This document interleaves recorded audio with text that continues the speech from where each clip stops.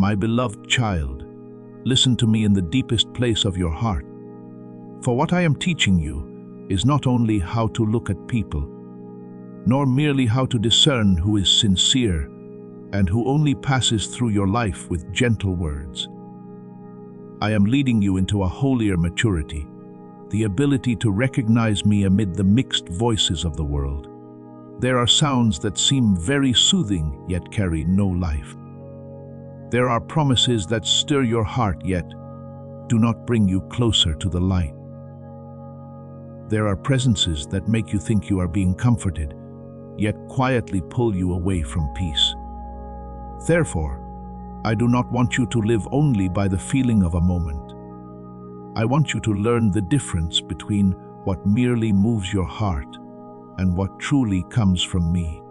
As it is written, your ears shall hear a word behind you saying, "This is the way, walk in it." Isaiah 30:21. I still speak to you, not through forceful noise, but through a gentle voice, strong enough to keep you from losing your way. My child, I know your heart is tender.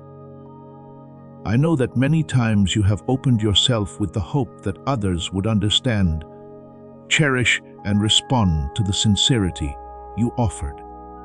I do not blame you for loving deeply, nor do I rebuke you for believing with all your purity. A heart that knows how to love is not weakness. It is a garden I have placed within you where seeds of kindness, hope, and mercy can grow.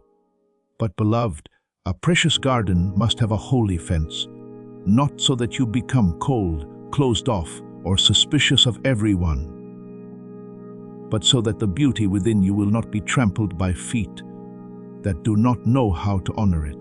That is why my word still stands alive. Keep your heart with all diligence, for out of it spring the issues of life. Proverbs 4:23. I am not telling you to shut the door of your heart.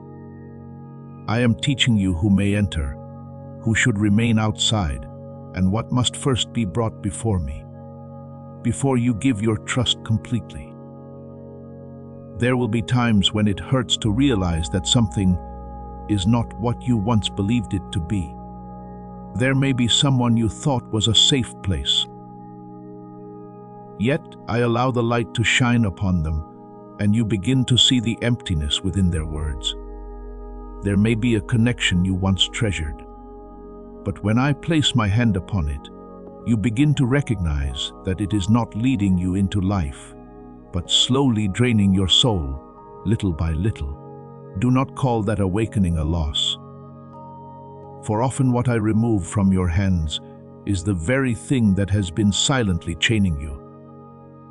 Do not call the breaking of an illusion a failure, because when the veil falls, you are finally free to see with eyes that have been anointed. As the Lord has said, you shall know the truth, and the truth shall make you free. John 8:32. Truth may pierce your heart at first, but it does not come to destroy you. It comes to rescue you from what disguises itself as love, yet does not carry the nature of love. Remember Samuel, when he was still a child in the temple. That night he heard a voice calling his name, but at first he did not recognize it as the voice of God. He ran to Eli thinking the voice had come from a man. But after several times, he was taught to answer, "Speak, for your servant hears." 1 Samuel 3:10. Do you see, beloved? Even one who was called from childhood still had to learn how to distinguish the voice of heaven from the voice of man. I do not condemn you for the times you have been mistaken. I am patiently training you. There are seasons when I allow you to hear many different voices, not to confuse you, but to mature you in discernment. The closer you remain to me, the clearer my voice will become. The more familiar you become with my presence, the less able counterfeit voices will be to deceive your soul, no matter how sweet they may sound. Therefore, do not be afraid of the process through which I am leading you. I do not place you among trials to watch you stumble, I place you within holy lessons to lift you beyond your former immaturity. You are no longer the one who must chase after every fluctuation within your heart. You no longer have to believe every emotion that rises within you as though it were the final voice of truth. Emotions may tell you what is moving inside, but only I can show you the path you must take. There are times when your heart wants to hold on, yet I say let go. There are times when fear tells you to close yourself off, yet I invite you to step forward. There are times when loneliness makes you want to accept an impure connection, yet the Holy Spirit whispers that you are worthy of being preserved for something better. For God has not given us a spirit of fear, but of power and of love and of a sound mind. 2 Timothy 1:7. That soundness of mind is the grace that helps you love without becoming blind. Trust without losing discernment, and open your heart while still standing in the light. I want you to understand this with your whole soul. Clarity does not make the love within you smaller. It makes that love pure. When you allow me to guard your heart, you do not become hardened in the way of the world. You become steady in gentleness, tender without being easily pulled away, kind without abandoning yourself. True love does not require you to be blind in order to prove your loyalty. True love does not force you to remain silent before what makes your soul uneasy. True love will have my peace as its witness, uprightness as its foundation, and enough light that you do not have to live in confusion. As it is written, the wisdom that is from above is first pure, then peaceable, gentle, willing to yield, full of mercy. James 3:17. What comes from me does not merely move your emotions.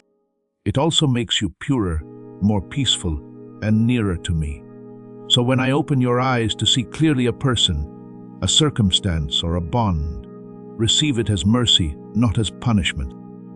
I love you too much to let you be led away by appearances. I guard you too deeply to let you keep entrusting your soul to places that do not know how to preserve it. I do not want you to live in suspicion, but neither do I want you to live in unguarded innocence. There is a holy balance I am teaching you, a heart open to what is good yet closed to deception. Mercy always ready to forgive yet wisdom knowing how to set boundaries. Faith still pure yet no longer enchanted by what is empty. Stay close to me, my beloved child. Bring every emotion, every relationship, every decision, and every inner calling before my presence. Do not rush to give an answer simply because your heart is stirred. Do not rush to step in simply because a door has opened. Not every open door is opened by me, and not every delay is a refusal. There are times when I hold you back because there is still something ahead that you cannot yet see. There are times when I slow you down so you will not enter a place that would wound you. There are times when I allow something to be exposed, not so that you become bitter, but so that you may be protected before it is too late. The Lord shall preserve you from all evil. He shall preserve your soul. Psalm 121:7. I do not only keep your body from danger, I also keep your heart from invisible chains, and now walk in peace. Not the peace of one who understands everything, but the peace of one who knows they are being led.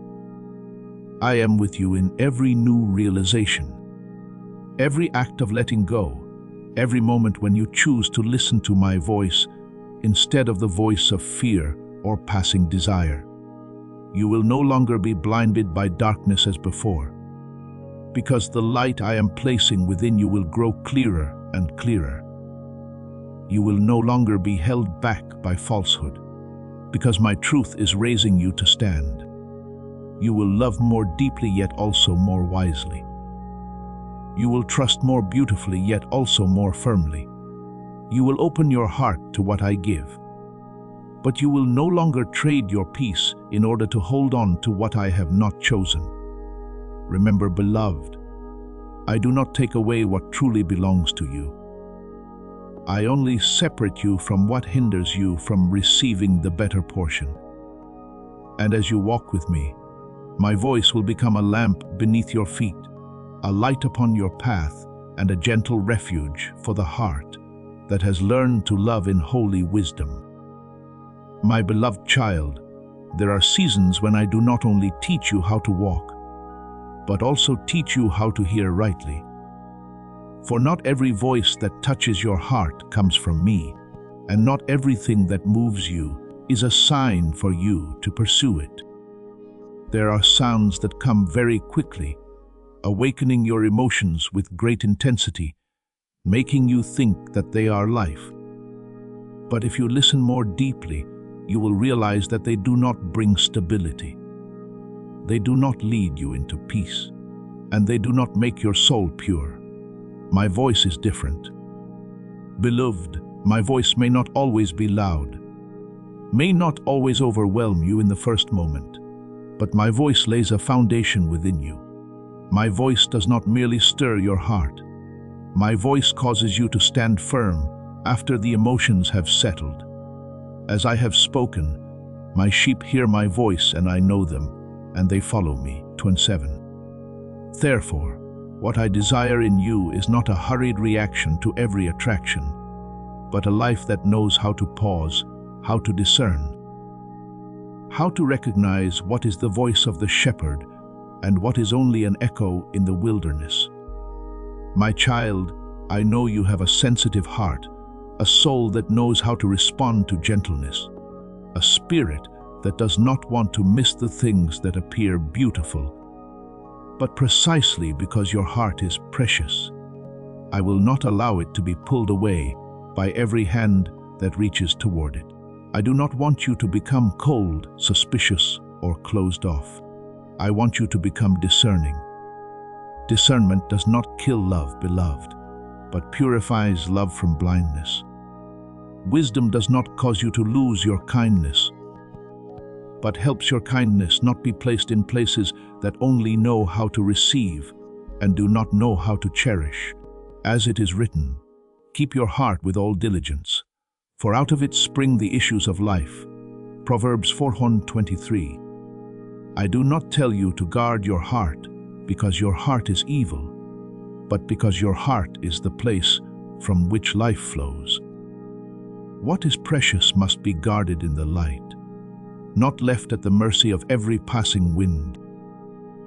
There are connections that enter your life like the first rain of the season, making you believe that the dry ground within you has finally been watered. But over time, you begin to see something else. That presence does not draw you closer to me, does not make you more peaceful, does not make you freer. It causes you to wait in anxiety, to hope in weariness, to give while lacking certainty, and to wonder why what once made you joyful has begun to weigh heavily upon your heart. When that happens, do not be quick to blame yourself for having loved wrongly. Allow me to teach you how to see rightly. Not everything that once moved you was appointed to remain. Not everyone who once entered your life was sent to walk with you for the long journey. There are people who only pass through to reveal a lesson to you. There are relationships that are only permitted to exist for a season. And there are doors I close not because I am taking something from you, but because I am saving you from what you cannot yet fully see. Remember Abraham and Lot.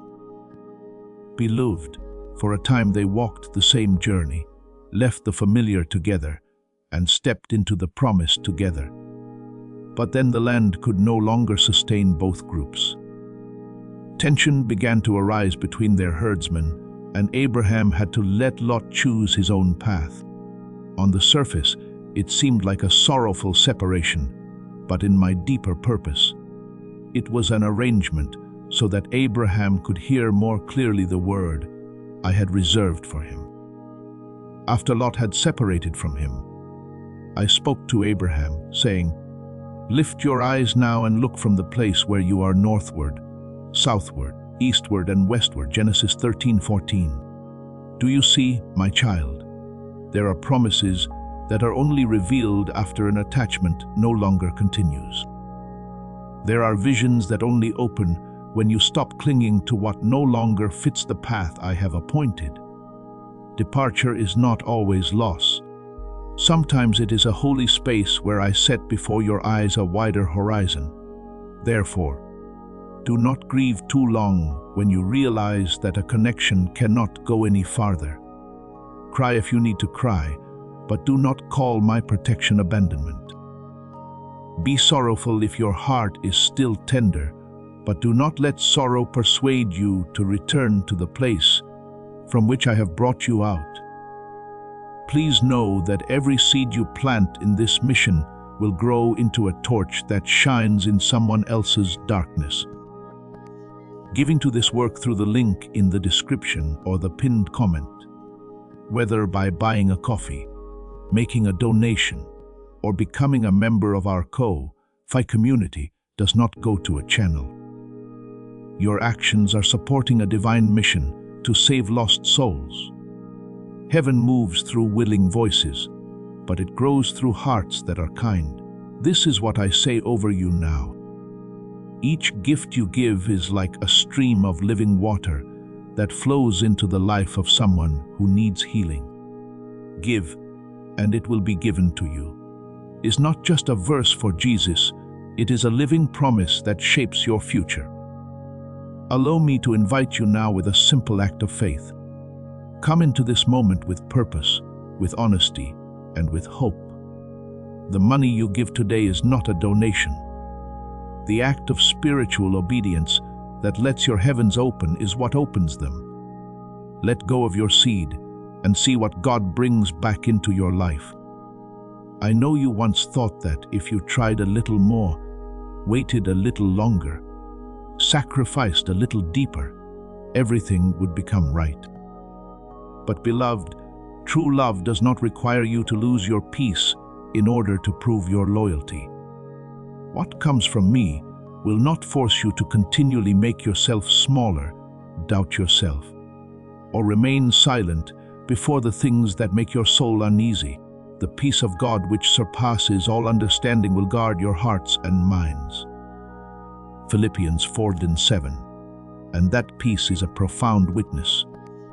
When I am in something, you may face trials, but your soul will not be torn away from me. You may need patience, but you will not be drained to the point that you forget who you are in me.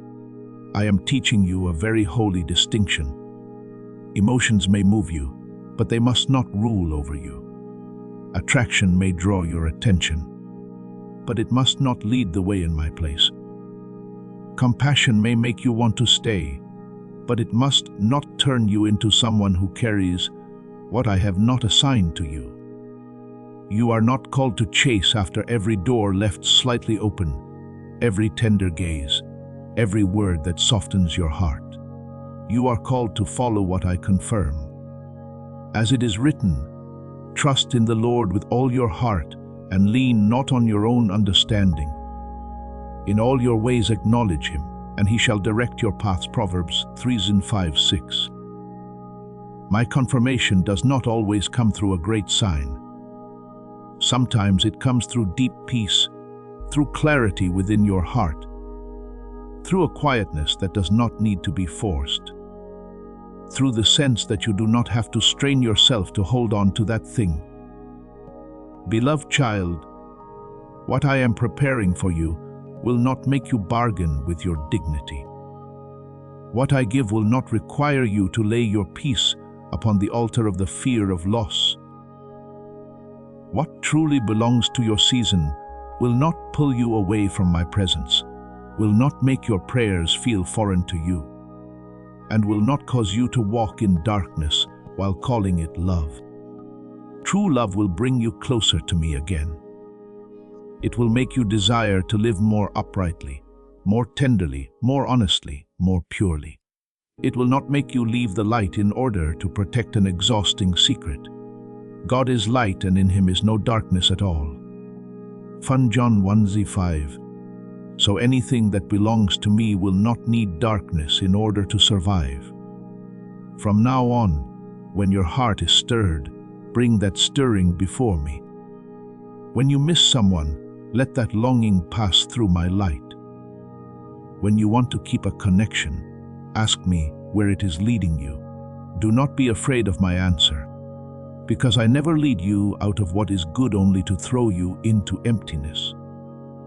If I tell you to let go, it is because your hands need to be free to receive something purer. If I cause a relationship to weaken, it is because I am loosening a cord that could bind your steps later on. If I allow a truth to be revealed, it is because I love you too much to let you live inside an illusion decorated with sweet words. And when you learn to discern between the voice of emotion and the voice of the Father, you will no longer be pulled away as you once were. You will still love, but you will love in the light.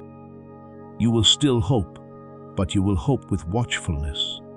You will still open your heart, but you will not entrust your soul to places I have not anointed.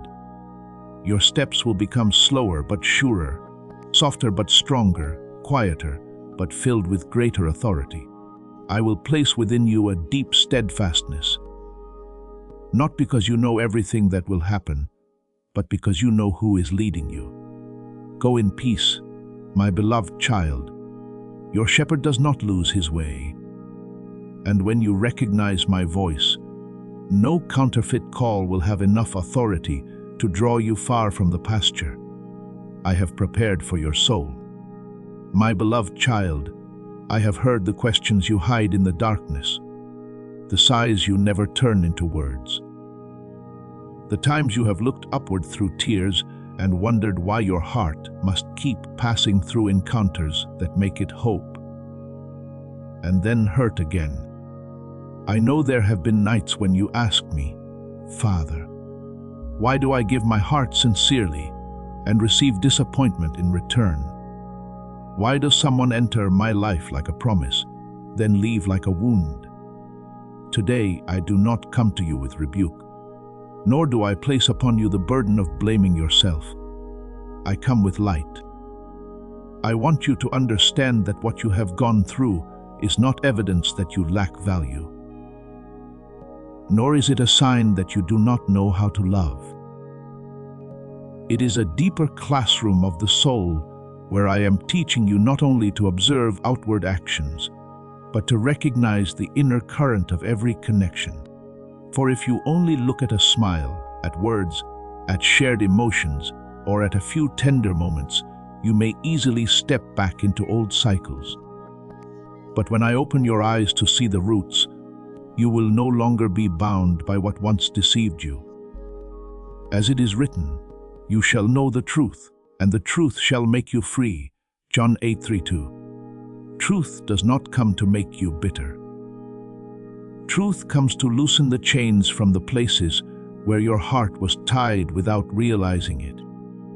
My child, there are people who approach without bearing the appearance of danger. They do not come with the noise of destruction. They do not appear as obvious enemies, and they do not speak words that immediately make you cautious. On the contrary, they may come with gentleness, with a kind of empathy that seems very deep, with words that sound as though they understand you more than anyone else. But beloved, not every form of understanding comes from holy love. There is a kind of understanding that is used only to open a door into your vulnerable places, and from there gradually draw away your focus, disrupt the rhythm of your prayers, and cause you to be more occupied with a person than with listening to me. I do not say this so that you will fear people, but so that you will remain awake in the light. For there are presences that do not push you away from me in a single day, but pull you off course little by little. Today you pray a little less. Tomorrow you lose a little more peace, and then you begin to doubt my voice, doubt your worth, and doubt the path on which I have led you. The most dangerous deviation often does not begin with a great fall, but with very small compromises that you think are harmless. Therefore, I am calling you back to the center. That center is not a person, an emotion, a promise, or a connection that makes you feel needed. That center is me. When I am the center, you can love without losing yourself, listen without being controlled, and show compassion without placing your soul into another person's hands. When I am the center, you will be able to distinguish what is true support from what is dependence dressed in the garments of care. Guidance that comes from me will not make you blurry within yourself. It will make you clearer. It will not make you continually revolve around another person's emotions. It will bring you back to the deep peace where I dwell. As it is written, trust in the Lord with all your heart, and lean not on your own understanding. In all your ways acknowledge him, and he shall direct your paths. Proverbs 3:5-6. You are not called to decode every motive by yourself, but to bring everything before me, so that my light may test what your eyes cannot yet see. Remember the story of Joshua and the Gibeonites. Beloved, when the Gibeonites came to Israel, they did not come with swords and spears, but with old garments, dry bread, and torn wine skins, pretending that they had come from a very distant land. They used a weary appearance to create trust, and a story that seemed reasonable to soften the hearts of the people. And Scripture records that the people of Israel took some of their provisions, but they did not ask counsel of the Lord. Joshua 9:14. Do you see, my child, not every deception comes in a frightening form. There are counterfeit things that come appearing as though they need mercy, need trust, and need an open door. The lesson here is not that you must be suspicious of everyone, but that you must not neglect to ask me. Mercy without discernment can become an entrance for bondage. Compassion that is not placed under my light can cause you to make a covenant with what I never confirmed. I know this touches a very tender place within you because you do not want to become hardened. You fear that if you discern too much, you will lose the purity of love. But I say to you, discernment does not make you less loving. It makes your love holy and clean. You can still be kind without being naive. You can still be gentle without being easily led astray. You can still open your heart without handing the keys of your soul to anyone who knows how to speak the right words at the right time. As it is written, beloved, do not believe every spirit, but test the spirits whether they are of God. 1 John 4:1. I am not telling you to judge through suspicion. I am teaching you to test through the light. What comes from me can endure the light. What is true is not afraid of time, not afraid of prayer, and not afraid of being examined by peace. Beloved child, the enemy often does not use crude hatred to attack a heart that knows how to love. He is more cunning than that.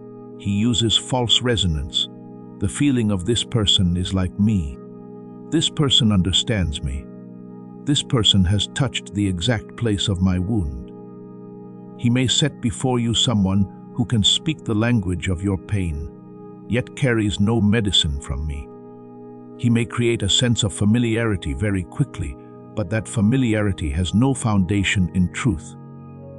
Then from that place small seeds are sown, a little doubt about my voice, a little uneasiness about your journey, a little comparison, a little dependence, a little need to be affirmed by another person. When those seeds grow, you begin to drift away from the steadiness I have built within you. You no longer ask, Father, what do you want? But begin to ask, what does that person think of me? Will they still stay? What must I do to keep them? When a connection makes you fear losing that person more than you fear losing your peace in me, you must stop and return to the Father. Do not see the departures of others as a verdict on your worth.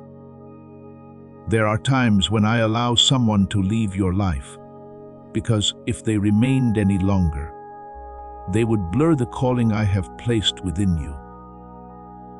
There are times when I allow a door to close, because behind it is not a home, but a room that would cause your soul to forget the light. There are times when I let you see the truth in a painful moment, because I do not want you to spend years healing from a bondage you could have avoided. The Lord shall preserve you from all evil. He shall preserve your soul. Psalm 21:7. I keep you not only by giving more, but also by holding certain things back. I protect you not only through what I bring into your life, but also through what I do not allow to remain. From now on, when any hand reaches toward you, look beyond the gesture itself. Ask, does this presence draw you closer to me or farther from me? Does it make you more peaceful or more anxious? Does it awaken goodness within you or pull you back into old cycles? Does it honor the light I have placed in you? Or does it want you to step into a dim place in order to keep it? You do not need to answer every call in haste. You do not need to open the door simply because someone knocks at the exact moment when you feel lonely.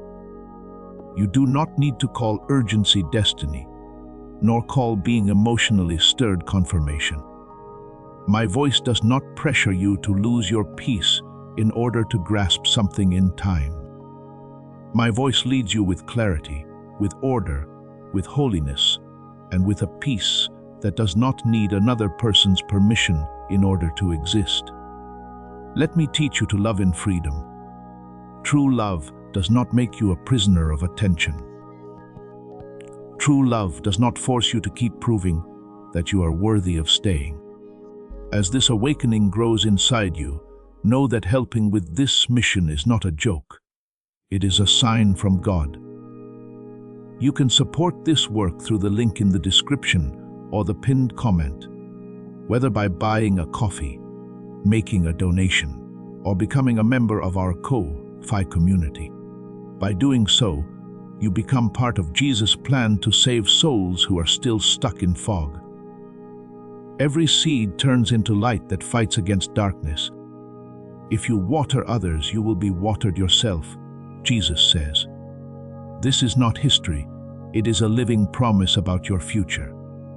Come into this moment with faith and a plan.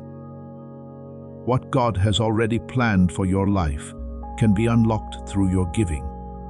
True love does not place you in a state of exhaustion, where you are hoping and fearing at the same time, giving and losing yourself at once. What comes from me will not compete with me in your heart. It will not sit upon the throne where only I am meant to dwell. It will not demand that you sacrifice your calling, your peace, your dignity, and your purity in exchange for a few moments of feeling needed. What I give may require patience, but it will not feed you with chaos. What I give may challenge you to mature, but it will not break your soul in silence. So come nearer to me again, my beloved child. Place your connections under my light before you place them inside your heart. Allow me to touch the places within you that once were easily swept away by counterfeit empathy, so that from now on you will no longer confuse someone who understands your wound with someone I have sent to honor your soul.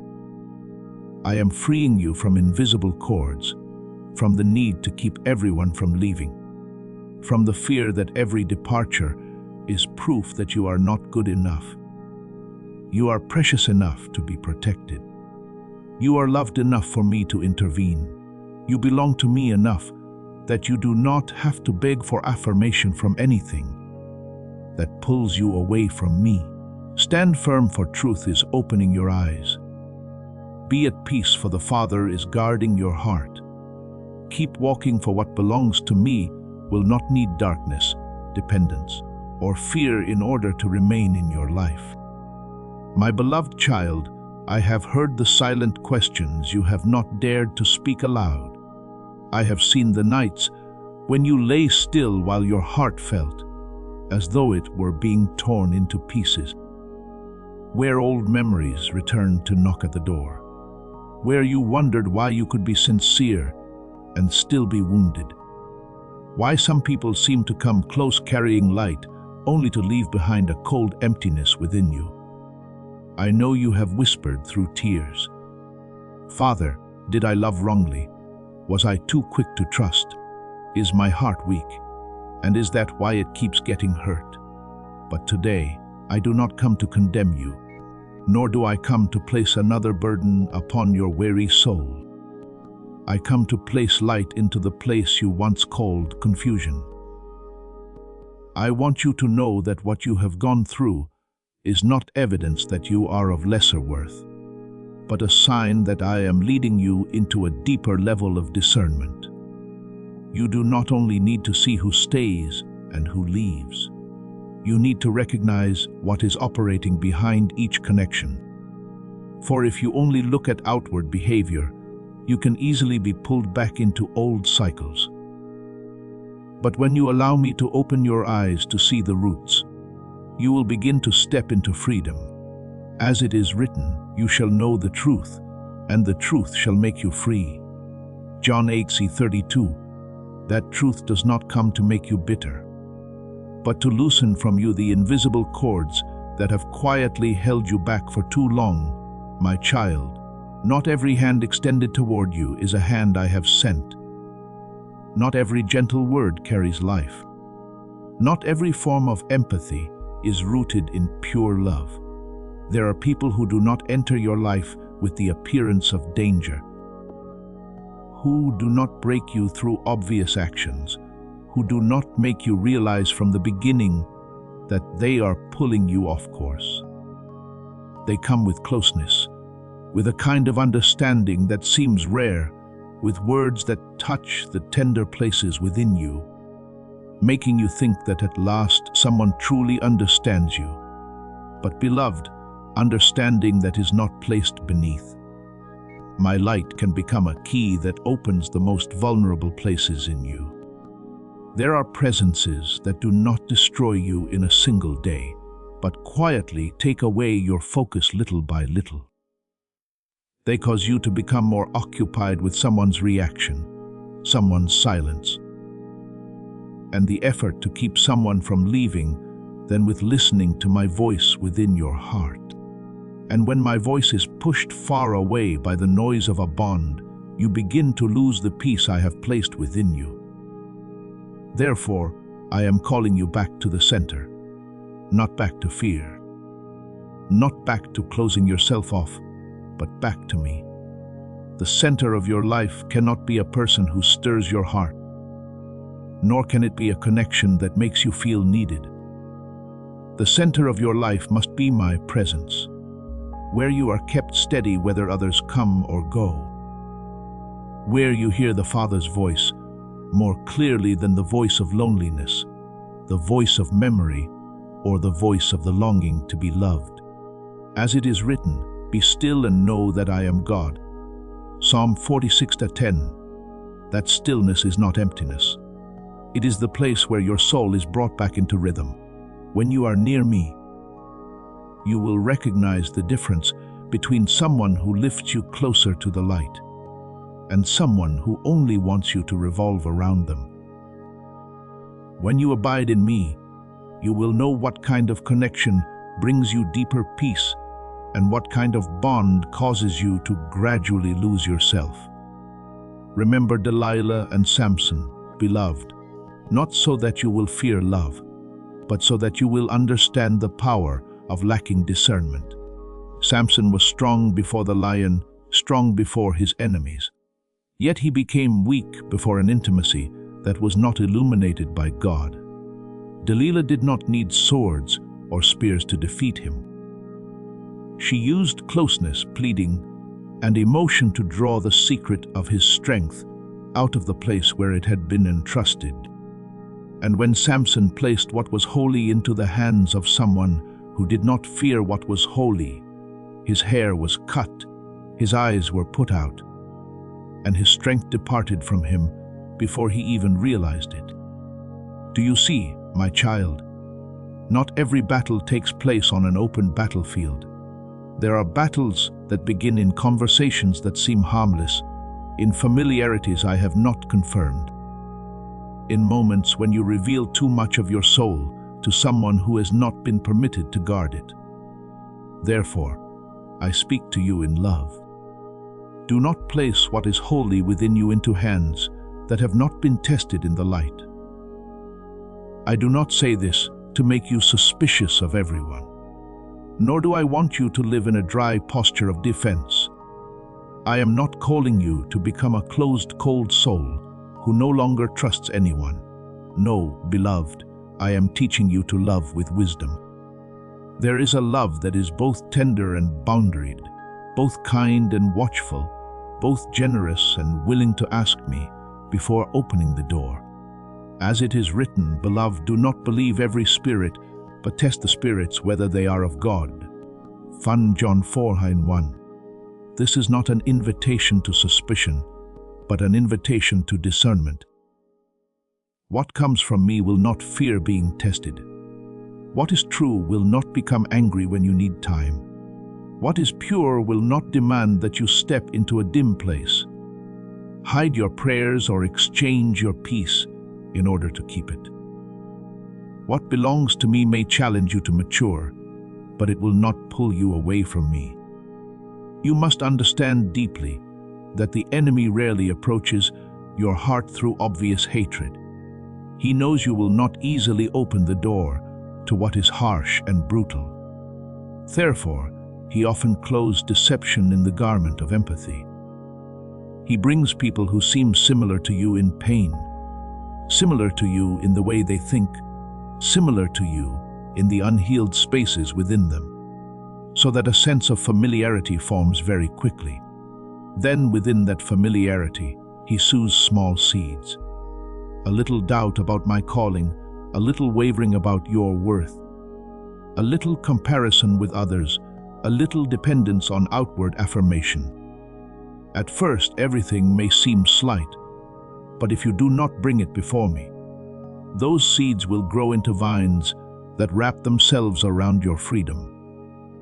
Then you no longer walk because I am leading you, but because you fear losing a person, you no longer seek me first, but wait to see how that person will respond. You no longer stand in peace, but are pulled up and down by someone else's attention. Therefore, when someone approaches you in this season, do not only ask, do they make me happy?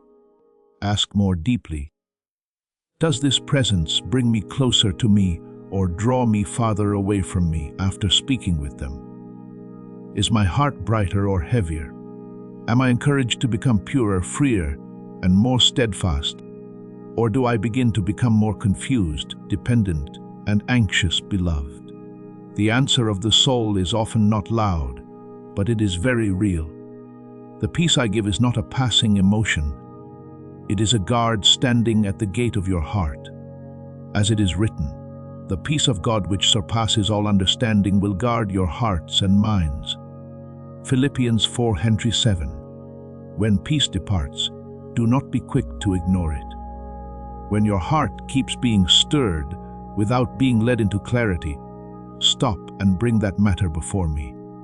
Do not grieve too long when I show you that a connection cannot continue. I know departure can make you sorrowful, especially when you have hoped, prayed, and believed that it was what you had been waiting for. But there are doors I close, not because I want you to be lonely, but because behind those doors are cords that would bind your feet in the future.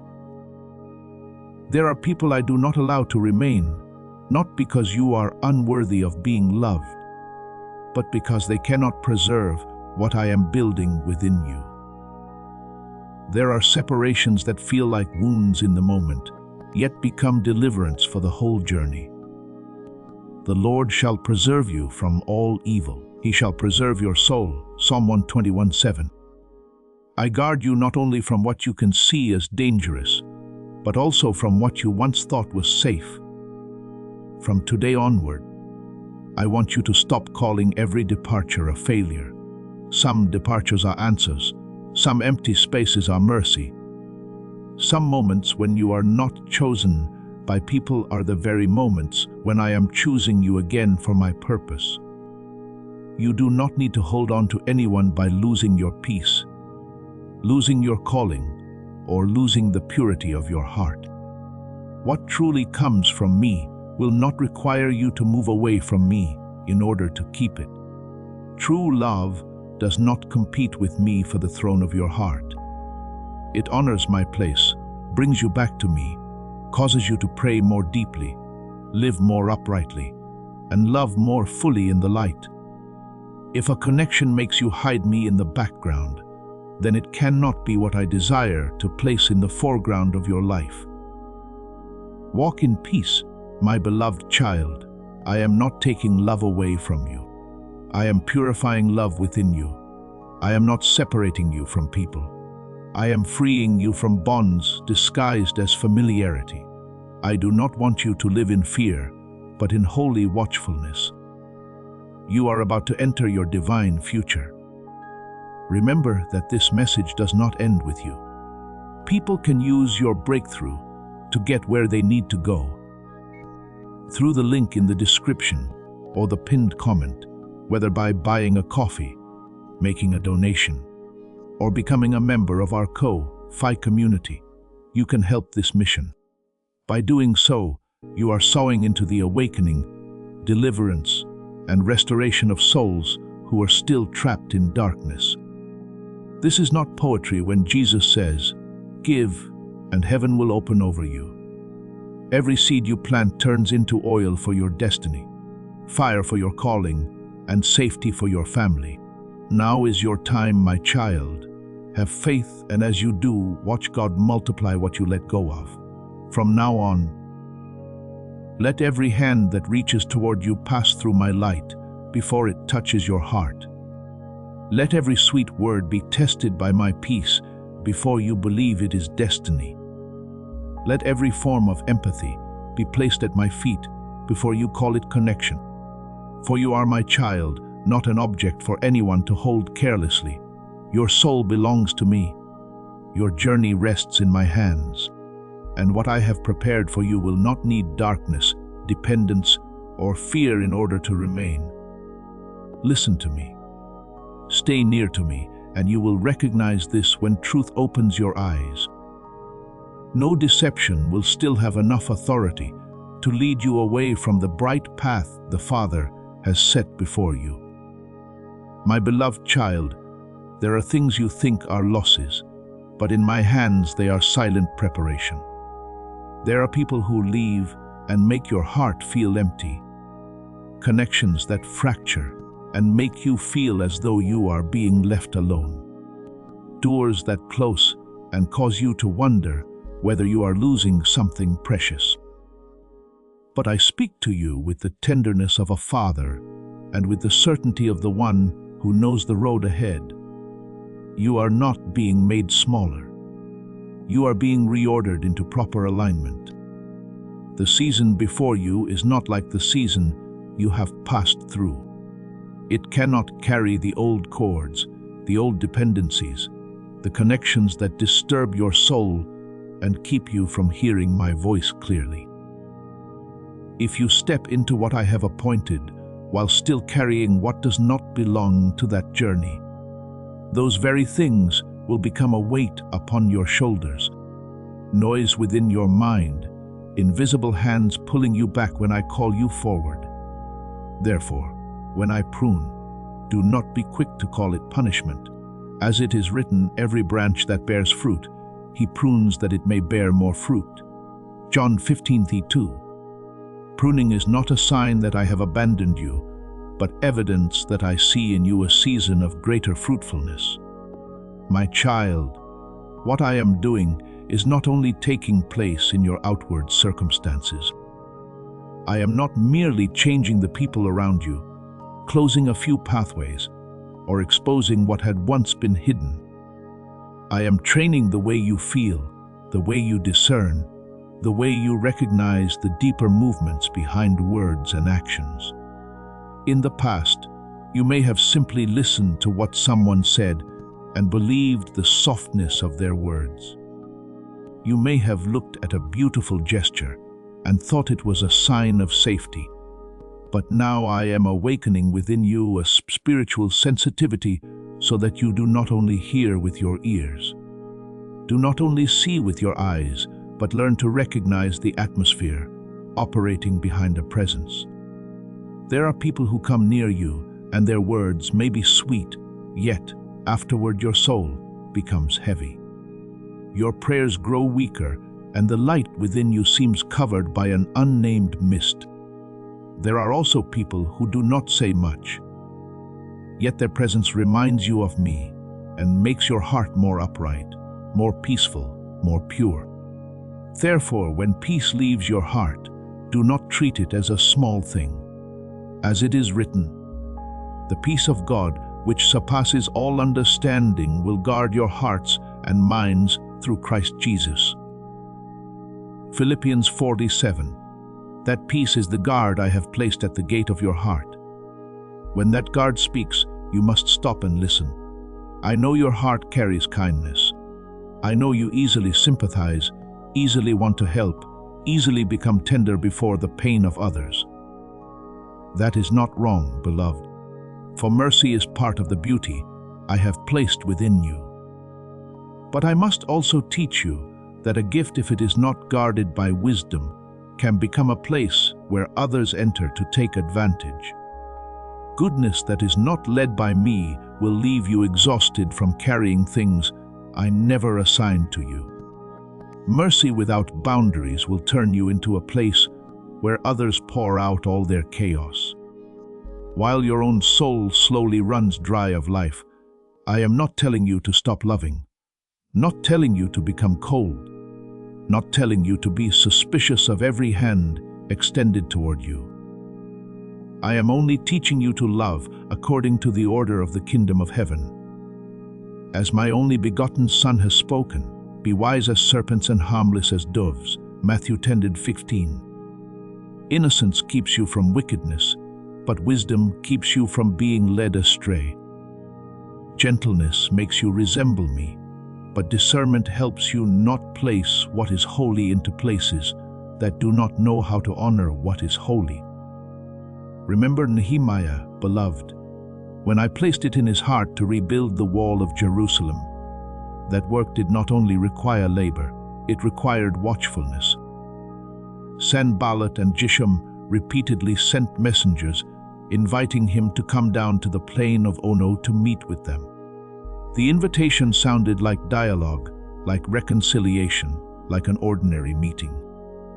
But Nehemiah recognized that what stood behind that invitation was not peace, but a scheme to pull him away from the work I had assigned to him. He answered, "I am doing a great work so that I cannot come down." Nehemiah 16:3. Do you see, my child? Not every invitation deserves your response. Not every meeting requires your presence. Not every pull is an opportunity.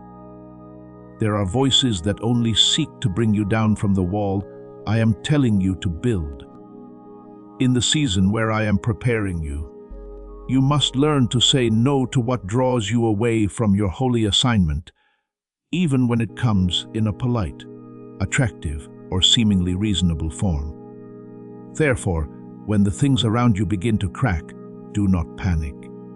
Do not rush to repair every fracture if I am the one allowing it to be exposed. There are structures that seem stable but are built on dependence. There are connections that seem close but survive on anxiety. There are habits that seem harmless but silently keep you in old cycles. I am shaking things not to destroy you, but so that what is not true may fall away and what comes from me may remain standing. as it is written that the things which cannot be shaken may remain. Hebrews 12:27. The shaking of this season is purification.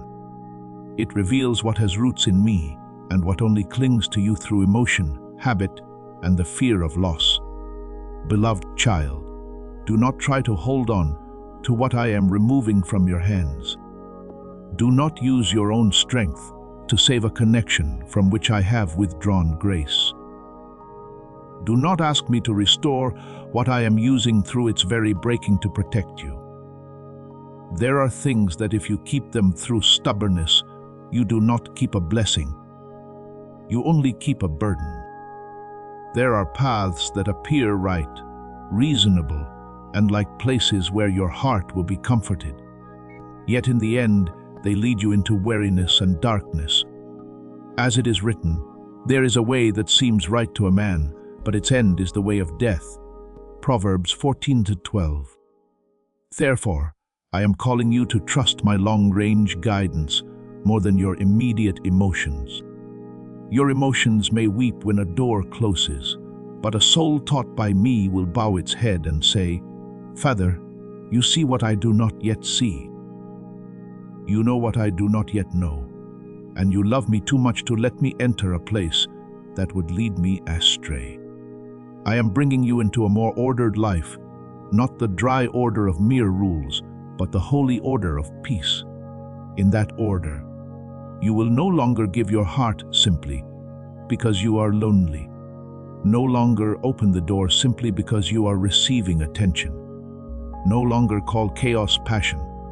No longer call dependence love. You will learn to pause before responding, to ask me before entering, to observe the fruit before placing your trust. Therefore, by their fruits you will know them. Matthew 7:20.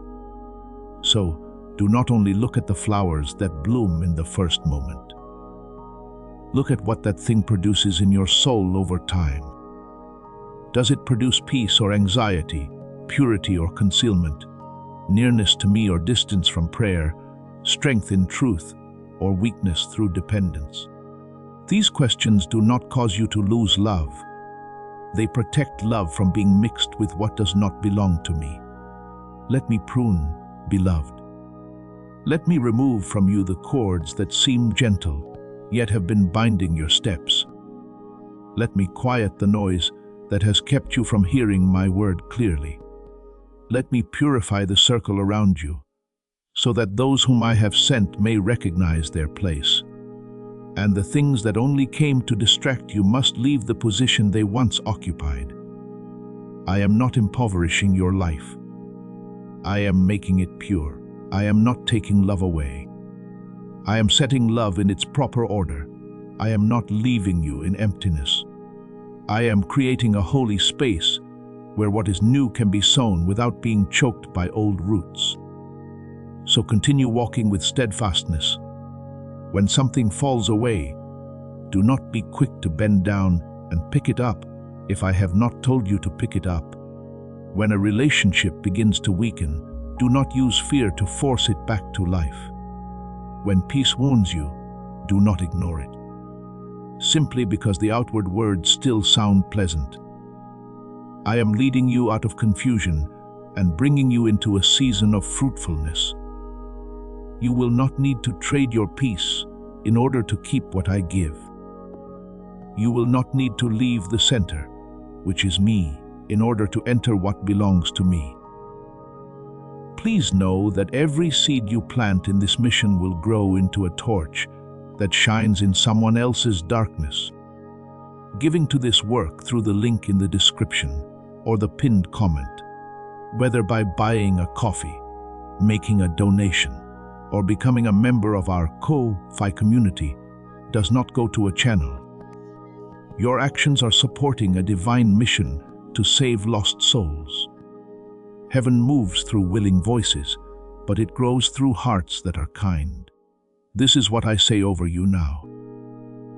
Each gift you give is like a stream of living water that flows into the life of someone who needs healing. Give, and it will be given to you, is not just a verse for Jesus. It is a living promise that shapes your future. Allow me to invite you now with a simple act of faith. Come into this moment with purpose, with honesty, and with hope. The money you give today is not a donation. The act of spiritual obedience that lets your heavens open is what opens them. Let go of your seed and see what God brings back into your life. What I am preparing will align with the purity I am building within you, with the calling I have placed upon you, and with the season I am opening before you. Trust me, my beloved child, for the hand that prunes is also the hand that upholds. The one who removes what is unnecessary is also the one preparing you for a season of greater, deeper, brighter fruitfulness, filled with more life in me.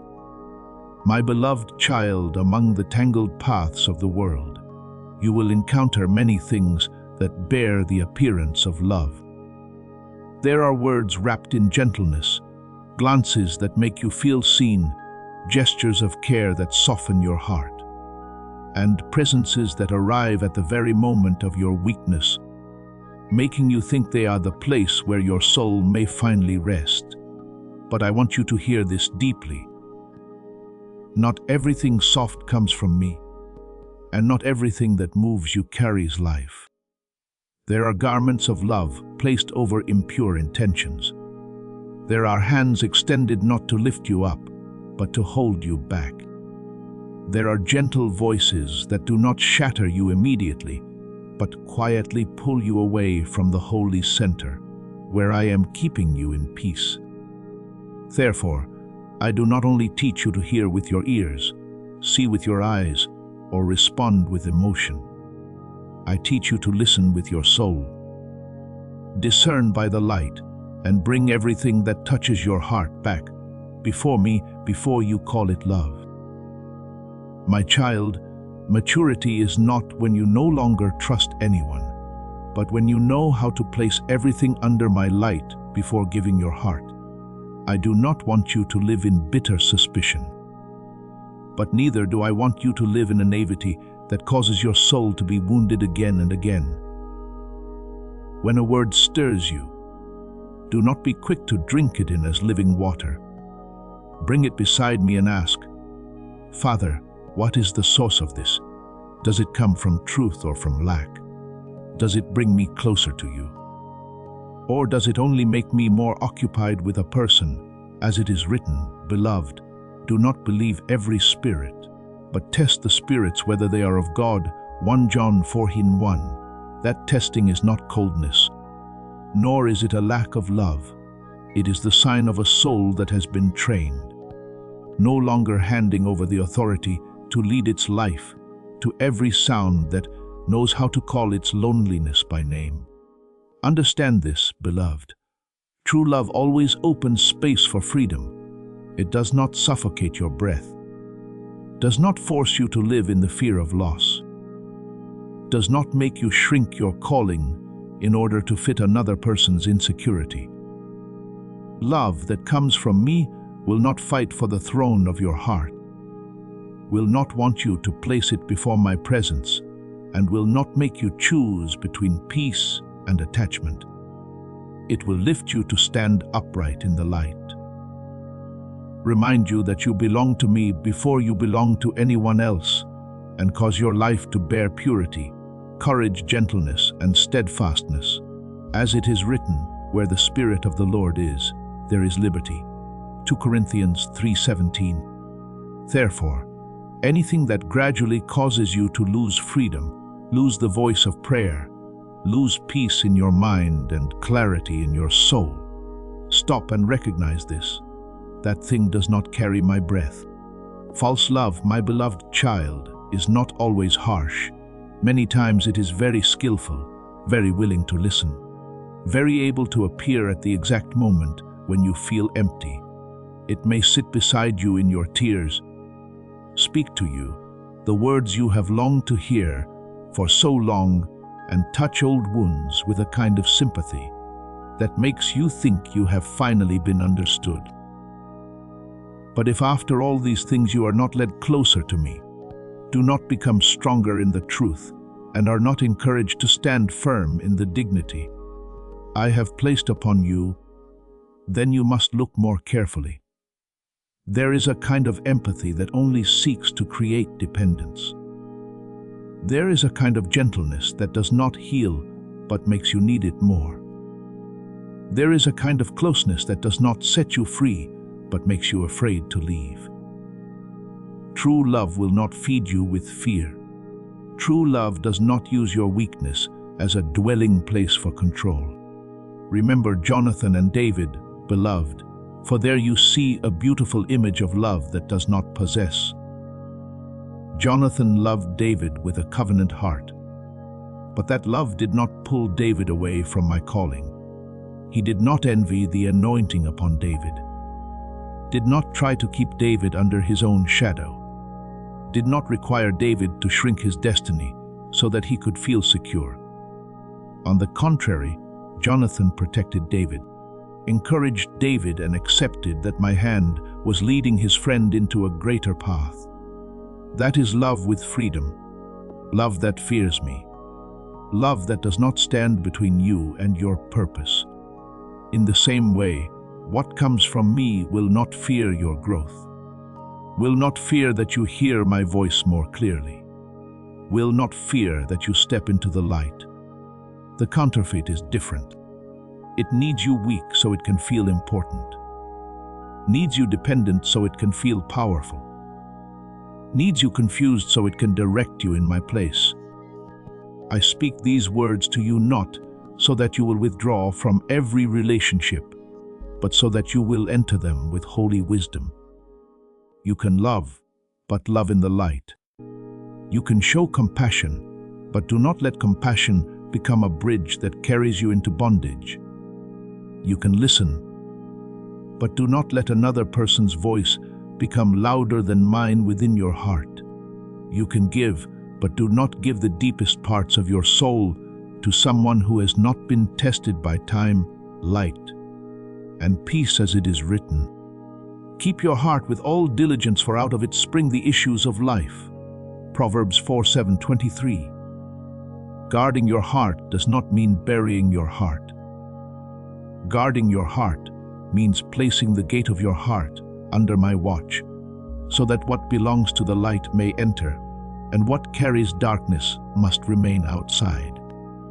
Beloved child, learn to look at the fruit, not only at the words a person may speak of love, but what does their presence produce within you after being near them? Is your heart brighter or heavier? Do you find yourself wanting to pray more or hiding from me more? Are you lifted into purity or pulled into murkiness? Are you free to be yourself in me? Or must you shrink, remain silent, and endure pain in order to preserve that closeness, as it is written? A tree is known by its fruit, Matthew 12:33. I do not want you to be enchanted by flowers that bloom in the first moment. I want you to discern what is produced over time, for words can be decorated. Gestures can be rehearsed, but the final fruit will reveal the source.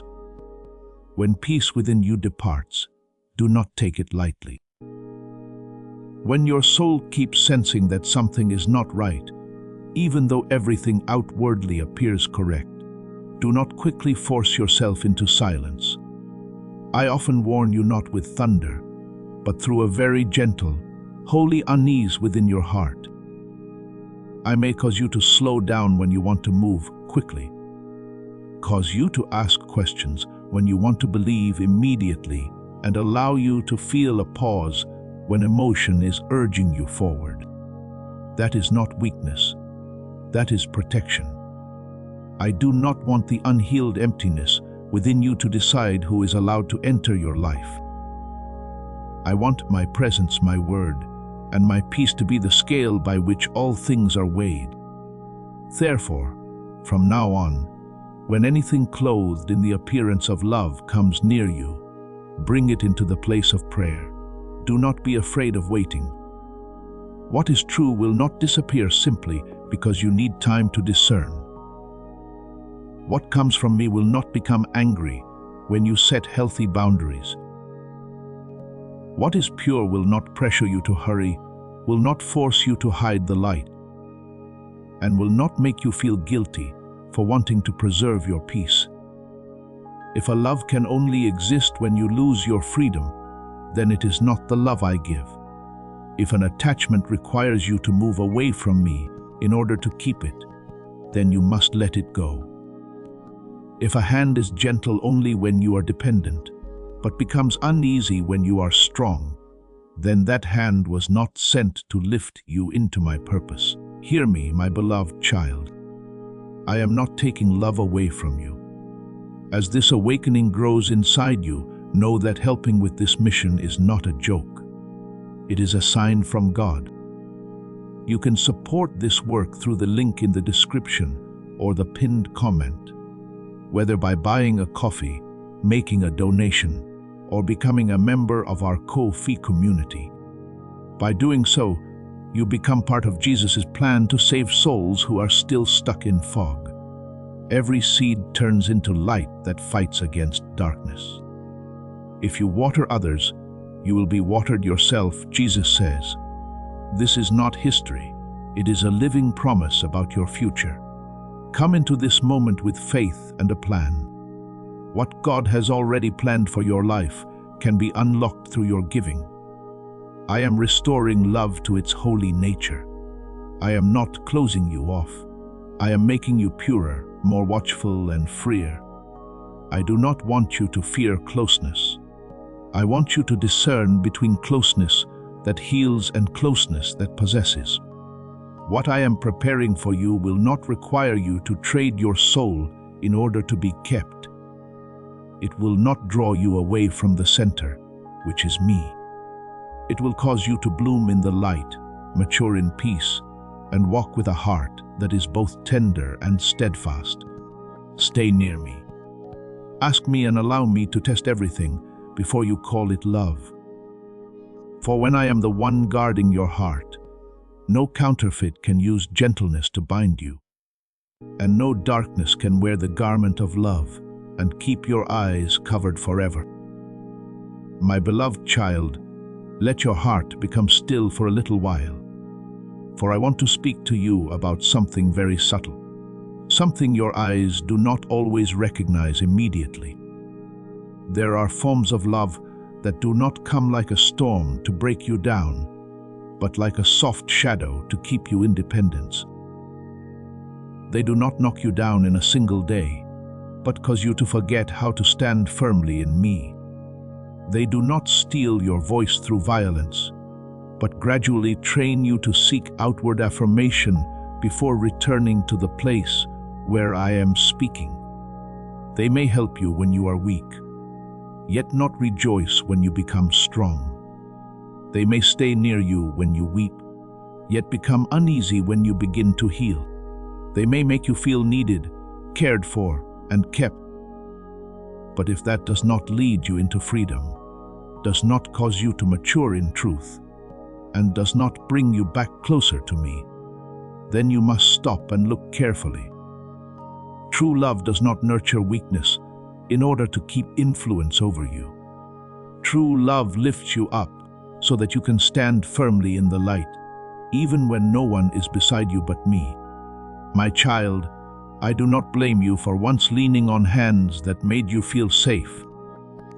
I know there were seasons when you were so weary that even one gentle word was enough to make you want to believe it was a refuge. I know there were empty places within you that made you more likely to open the door to attachments that came quickly, said exactly what you needed to hear, and touched the very wound you were hiding. But today I do not bring this up to make you ashamed. I am bringing light so that you will no longer confuse true comfort with dependence in disguise. For anything that gradually takes the central place in your heart causes you to seek it before you seek me, and makes you fear losing it more than you fear departing from my peace, must be put back in its proper place. As it is written, you shall have no other gods before me. Exodus 20:3. It is not only stone images or altars that can become idols. Sometimes a person, an emotion, a relationship, or a need to be loved can sit upon the throne where only I am worthy to reign. Therefore, I am not telling you to stop loving. I am not calling you to become dry, cold, or distant from everyone. I am teaching you to love in proper order. When love is in its rightful place, it becomes a river that brings life. But when it takes my place, it becomes a current that carries you away from the shore of peace. When a connection is placed under the light, it can make you stronger. But when it is fed by the fear of loss, it will cause you to shrink yourself in order to keep something I never gave you to be your center. Beloved, what comes from me does not force you to strain yourself in order to prove your worth. It does not need haste in order to validate itself. It does not require you to exchange your prayer, your purity, and your dignity for the feeling of being kept. As it is written, love does no harm to a neighbor, Romans 13:10. True love will not harm your soul by pulling you away from the source of life. Remember Rachel and Jacob, beloved, so that you may understand that even the things deeply loved must be placed under my order. Jacob loved Rachel greatly. Yet in the journey of his life, I still had to bring him to a deeper place where he would no longer be defined only by what he desired, but by the covenant I had placed upon him. At Peniel, when he wrestled through the night, it was not a relationship that changed his name, but my touch that transformed Jacob into Israel. Do you see? You may love others, cherish beautiful connections, and be grateful for someone's presence in your life. But no one is permitted to become the place where you seek your final identity. Only I have the right to call you by your true name. Only I have the right to define you. Only I have the right to place my hand upon your deepest wound and turn it into the mark of a life made new. Therefore, when you feel your heart being drawn, slow down. Do not condemn your emotions, but do not let your emotions take your hand and lead you either. When your heart is stirred by a word, bring that word before me. When someone makes you feel understood, ask me where that understanding is leading you. When you want to open your heart, allow me to test the source of what is coming near you. As it is written, he who trusts in his own heart is a fool, but whoever walks wisely will be delivered. Proverbs 28:26. I do not say this so that you will despise your heart, but so that you will know your heart must be guided by a light higher than immediate emotion. Your heart is precious, but it was not created to discern all things on its own apart from me. There are departures you once called loss, but in my hands they are cleansing. There are empty spaces you once feared, but I use them as holy rooms where I can set new things in their proper place. When someone leaves your life, do not quickly conclude that you have been abandoned. When a connection begins to loosen, do not immediately think that you are not lovable enough. I never take away in order to leave you empty without meaning. I clear the space so that you may have room for the fullness that belongs to the right season. There are presences that if they remained longer would slow your steps. There are voices that if you continued listening to them would blur my calling. There are attachments that if you kept holding them tightly would cause you to enter a new season with hands no longer free. Therefore, do not try to cling to what I am loosening. A departure may cause your heart to ache for a moment, but remaining in the wrong place can weary your soul for many years. Beloved child, what lies ahead of you is not an ordinary journey. I am preparing you for a season that only a purified heart will be able to carry. There are blessings that require a free spirit in order to receive them. There are responsibilities that require a heart no longer divided. There are doors that open only to those who are no longer bound by voices from the wrong season. Therefore, every lesson about departure, every time you are taught how to discern, every moment you choose to return to me instead of running after the fear of loss, is training the eyes and ears of your soul. As it is written, all things work together for good to those who love God. Romans 8:28. Even what you do not yet understand, even the silence that confuses you, even the closed door that leaves you breathless with sorrow, is being placed by me into a wider picture that you have not yet seen in full. I want you to learn this freedom. You can love without becoming dependent, care without losing your center, and be with others without placing them in my position. When you are in me, you will not need a love that causes you to forget who you are. You will no longer chase attention like someone who lacks belonging. You will no longer call exhausting attachment destiny, no longer call possession devotion, no longer call the fear of losing someone proof of deep love. True love does not make you smaller. It helps you bloom in the light. True love does not draw you away from my word. It makes you want to hear me more clearly. True love does not keep you through pressure. It walks with you in freedom because it knows that you belong to me first. So, my child, return to me in all things. When your heart is troubled, return when you are drawn towards something. Return when a relationship leaves you confused. Return when someone walks out of your life. Return. I will not always answer you with thunder or with a great sign. Often I answer with a deep clarity, with a peace that cannot be imitated, with a gentle yet certain restraint, with a light that lets you know what must be released and what may remain. I am teaching you not only to look at the surface, but to see the source. Not only to hear words, but to understand the atmosphere. Not only to love through emotion, but to love in truth. And when you walk this way, no love placed wrongly will have enough authority to replace what I have appointed for you. No counterfeit will be able to hold you for long. No departure will be able to steal from you the portion that belongs to me. Be at peace, my beloved child, for I am clearing the way, guarding, purifying, and preparing for you a fullness that does not need chains in order to exist, does not need fear in order to cling, and will never pull you away from the Father's heart.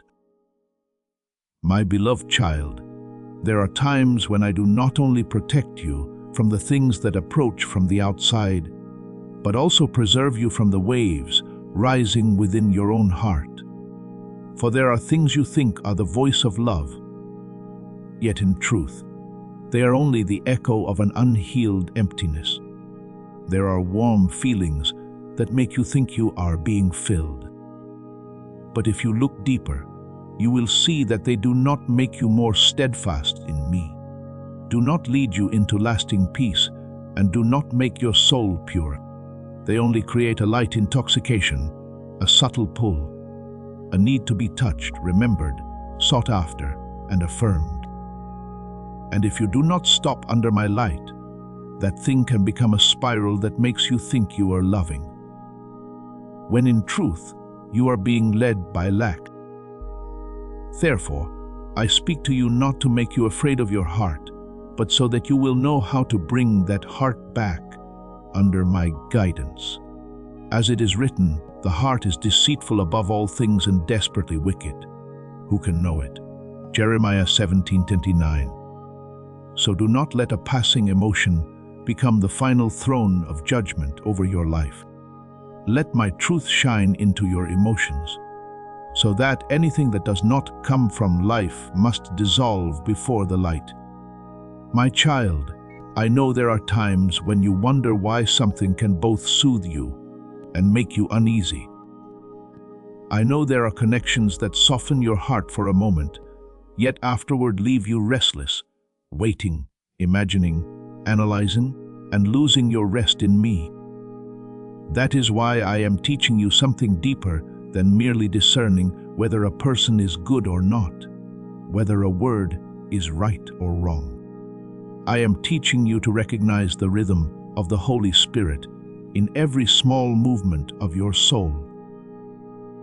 There are things that outwardly look very beautiful, yet inwardly their rhythm is hurried, possessive, and pulls you away from the center. There are also things that do not appear impressive outwardly, but when they come, your heart becomes still, your mind becomes clearer, and you feel yourself being led closer to me. As it is written, the wisdom that is from above is first pure, then peaceable, gentle, willing to yield. James 3:17. Therefore, what comes from me does not merely stir your emotions. It also carries purity, order, and peace. I am not making your heart hard. Beloved, I do not want you to become someone who is afraid to love, afraid to trust, afraid to open your heart, afraid of every kind of closeness. No, I am making your heart precise. Precision does not mean coldness. Precision means loving the right person at the right time, within the right boundaries, from the right source. Precision means you no longer open your heart by reflex because you are lonely. No longer step into an attachment simply because it makes you feel needed. No longer call the excitement of emotion my confirmation. Precision means you know how to stop, breathe in my presence and ask, Father, does this carry your breath? Does it make me freer? Does it honor the light you have placed within me? For love that comes from me does not invade, does not pressure, does not control, and does not make you shrink yourself in order to keep it. True love always carries respect like a riverbank, so that the water may flow without destroying everything around it. Remember Eli, beloved, when he stood on the mountain before me, a great and strong wind passed by, tearing into the mountains and breaking the rocks in pieces, but I was not in the wind. After the wind came an earthquake, but I was not in the earthquake. After the earthquake came a fire, but I was not in the fire. Then came a still small voice, 1 Kings 19:1. And there Elijah recognized my presence. Do you see, my child, not the strongest thing in your emotions is always the thing that comes from me. Not the greatest stirring, the most urgent call, or the most intense attraction is the sign of true love. Sometimes what comes from me arrives very quietly, very deeply, very purely. It does not make you panic. It does not cause you to lose control, but it places within you a clarity that does not need noise. I am teaching you not to worship the intensity of emotion, but to recognize its source. Emotion may be the wind. The Holy Spirit is the one who leads. Therefore, when you feel your heart being pulled towards something, do not run after it in haste. Slow down. Slowing down in me is not missing out, it is protection. When you feel that a person, a void, or a presence is beginning to take up too much space in your mind, bring it to me before it takes root more deeply. When you find yourself needing a response in order to have peace, needing a message in order to feel valuable, needing attention so your heart does not feel empty, you are about to enter your divine future. Remember that this message does not end with you. People can use your breakthrough to get where they need to go. Through the link in the description or the pinned comment, whether by buying a coffee, making a donation, or becoming a member of our Fi community, you can help this mission. By doing so, you are sowing into the awakening, deliverance, and restoration of souls who are still trapped in darkness.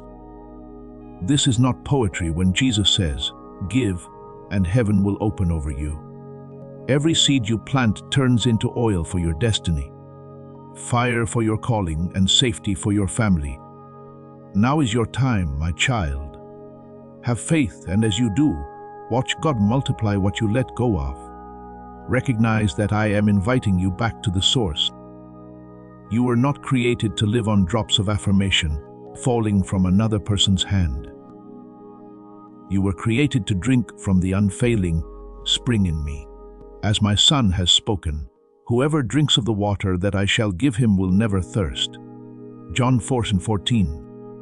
Therefore, if an attachment makes you thirstier, makes you cling more tightly, and makes you more afraid of being without it, you must know that it is not the water I give. Beloved child, even what carries a spiritual name must be tested. There are words that sound like encouragement, forms of closeness covered in sacred language, and connections that speak of destiny, calling and confirmation, yet make you lose freedom, lose peace, and lose the ability to stand alone in me. Do not let beautiful words blur your discernment. Not everything that mentions me comes from me. Not everything that moves you emotionally is the Holy Spirit. As it is written, where the Spirit of the Lord is, there is liberty. 3:17. So if something causes you to feel pressured, controlled, obsessed, dependent, or afraid when you want to leave, then no matter what name it carries, you must remove it from the throne of your heart and place it beneath my feet.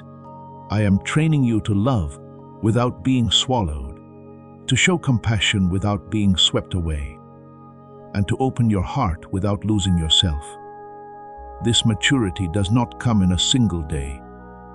It is forged through the times when you choose to ask me instead of reacting immediately. Choose peace instead of attraction.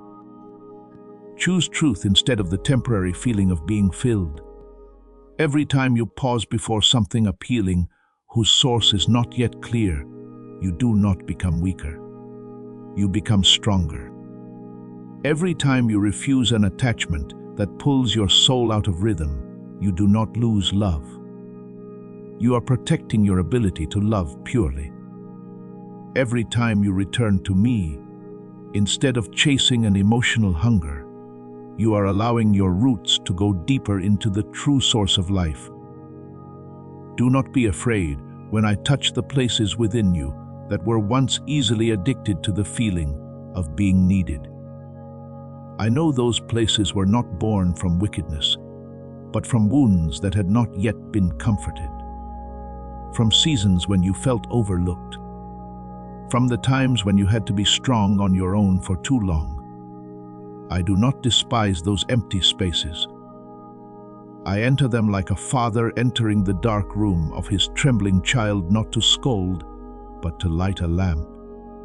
I will teach you that you do not need to be possessed by anyone in order to be loved. You do not need to live in drama in order to call something deep. You do not need to lose your freedom in order to prove your loyalty. The love I give you is spacious but not chaotic, close but not invasive, deep but not binding. So let me restore the rhythm within you. When emotion rises high, place it before me. When your heart becomes warm, ask where that fire is coming from. When a presence fascinates you, look to see what comes after that fascination. Peace or anxiety, freedom or dependence, light or a dim place. I will answer you. Not always with a loud voice, but with deep clarity within your soul, with a gentle touch that lets you know whether to move forward or stop, with a peace that opens the way or a holy unease that closes the door. As it is written, your ears shall hear a word behind you, saying, walk in it. Isaiah 3:21. I still lead you in this way, gently yet firmly, quietly yet without error. Walk in freedom, my beloved child. I am not taking away your ability to be moved. I am sanctifying it. I am not taking away your tender heart. I am placing wisdom within it. I am not separating you from love. I am bringing you into true love, where you are no longer carried away by emotional thirst, no longer confuse possession with care, and no longer call dependence a sacred bond. You will learn to love in truth, to hear in the Holy Spirit, to see in the light, and to stand in me with a heart that is both tender and strong. When you are in my rhythm, no counterfeit feeling can lead you for long. No warmth from a wrong source can replace my peace, and no love that costs you your freedom can claim to be what I have appointed for you. My beloved child, hear me speak to you with tenderness, but also with the solemnity of a father. For the things you have just passed through were not meaningless waves drifting across your life. Not one of your tears has been wasted. Not one confusion has escaped my sight. And not one wound is beyond my ability to use in building a deeper foundation within you. You once thought those collisions came only to exhaust you, that the times you discerned wrongly came only to make you ashamed, and that fractured connections came only to prove how easily you could be hurt. But I say to you, no, beloved, I have used the very places where you felt weak to train your spiritual senses. I have used the moments when you were almost pulled off course to teach you to recognize my straight path.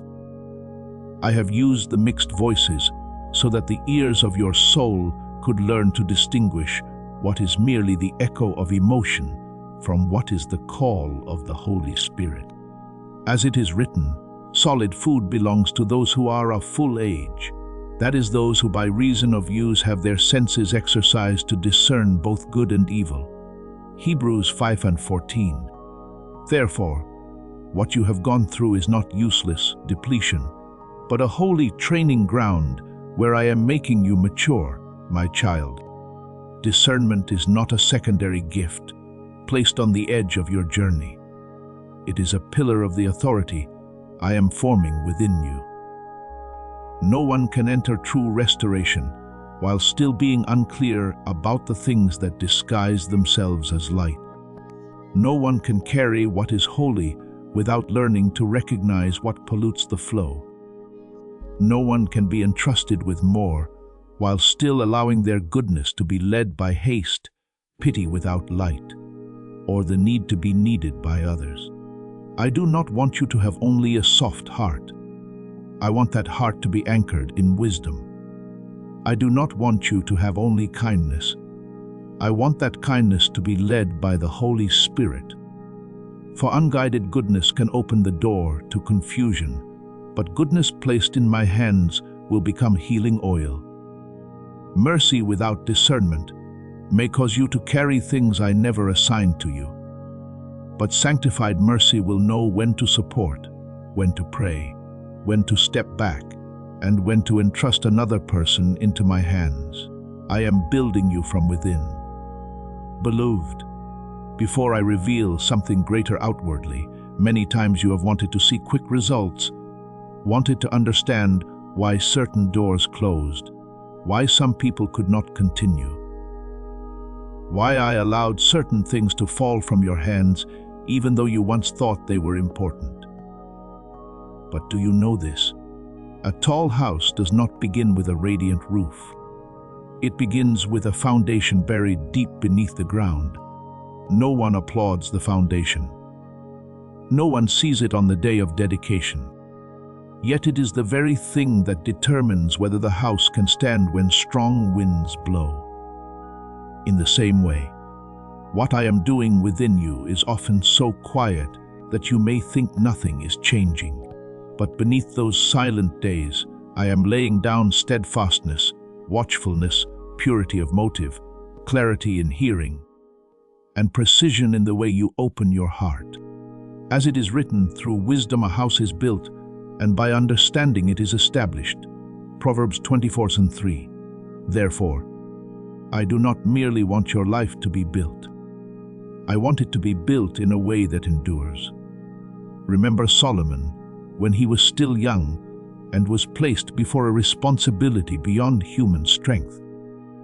When I appeared to him in a dream and said, "Ask, what shall I give you?" he did not first ask for riches, did not first ask for vengeance, did not first ask for fame, but asked for a listening heart to discern between good and evil and to govern my people rightly. Because he asked for this, I not only gave him wisdom, but also added the things he had not made the center. Do you see, beloved? True authority does not begin with outward power. It begins with an inward heart that knows how to discern. A person may have opportunity, influence, a voice and open doors, but without wisdom to distinguish the source of what is coming, that person can easily use a gift to move in the wrong direction. Therefore, before I expand the scope of your life, I must deepen the well within you. Before I entrust you with more, I must teach you how to keep what you already have in the light. Do not see the times of testing within relationships as meaningless delay. That is where I train your eyes to see fruit. Not only appearance, that is where I teach you to hear the atmosphere behind words. Not only the sounds upon someone's lips, that is where I help you recognize that not everyone who praises you lifts you up. Not everyone who needs you has been assigned to you by me. And not everyone who moves your emotions belongs to your journey. There are things that look like opportunities, but are actually distractions. There are forms of closeness that look like favor, but are actually cords. There are gentle words that look like comfort, but actually cause you to forget to return to me. Therefore, I will not allow you to keep living by reaction. I am teaching you to live by recognition. I will not leave you to follow only what your heart wants in a moment. I am teaching you to wait until my peace bears witness. Perhaps you have blamed yourself because there were times when you did not discern correctly, but I do not call you a failure. Beloved, I call you one who is being trained. A child learning to walk is not abandoned by the father because they stumble. They are lifted up, held by the hand, and taught how to place their feet more firmly. You are the same. Every time you recognize something that does not come from the right source, every time you see that a bond no longer fits, every time you choose to return and ask me, instead of running after old emotions, your spiritual senses are being sharpened. I do not require you to become perfect in a single day. I am making you mature through practice, through humility, through the moments when you say to me, "Father, teach me to see as you see, to hear as you want me to hear, and to love as you want me to love." And now I want you to understand the deeper purpose of all this preparation. I am building a temple within you, not with cold stones, but with obedience, peace, truth, and purified love. Your life is not merely the place where you exist. It is the place where my presence desires to dwell and shine forth. As it is written, you are the temple of God, and the Spirit of God dwells in you. 3:16. Therefore, I cannot allow just anything to occupy the inner rooms within you. I must purify the places that were once mixed with confusion. I must realign the motives that were once controlled by fear. I must bring light into the areas you once opened only because you were lonely. For the place where I desire to dwell must be kept in truth, and the place where I desire to flow must be guarded from mixed waters. Therefore, do not resist my correction. When I slow you down, it is so you will not step into what has not yet been tested. When I cause certain connections to weaken, it is so you will not lean on what cannot hold you. When I allow you to feel a holy unease, it is not to confuse you, but to stop you before you go too far. When I take from you something that once occupied your mind, it is so your eyes may become clear again. My hand never prunes in order to leave you barren. I prune so that you may bear more fruit, deeper fruit, pure free. What I remove cannot compare with what I am preparing. What I close cannot be greater than the road I am opening. What I allow to fall away cannot be more precious than the steadfastness I am building within you. Stand still within this teaching.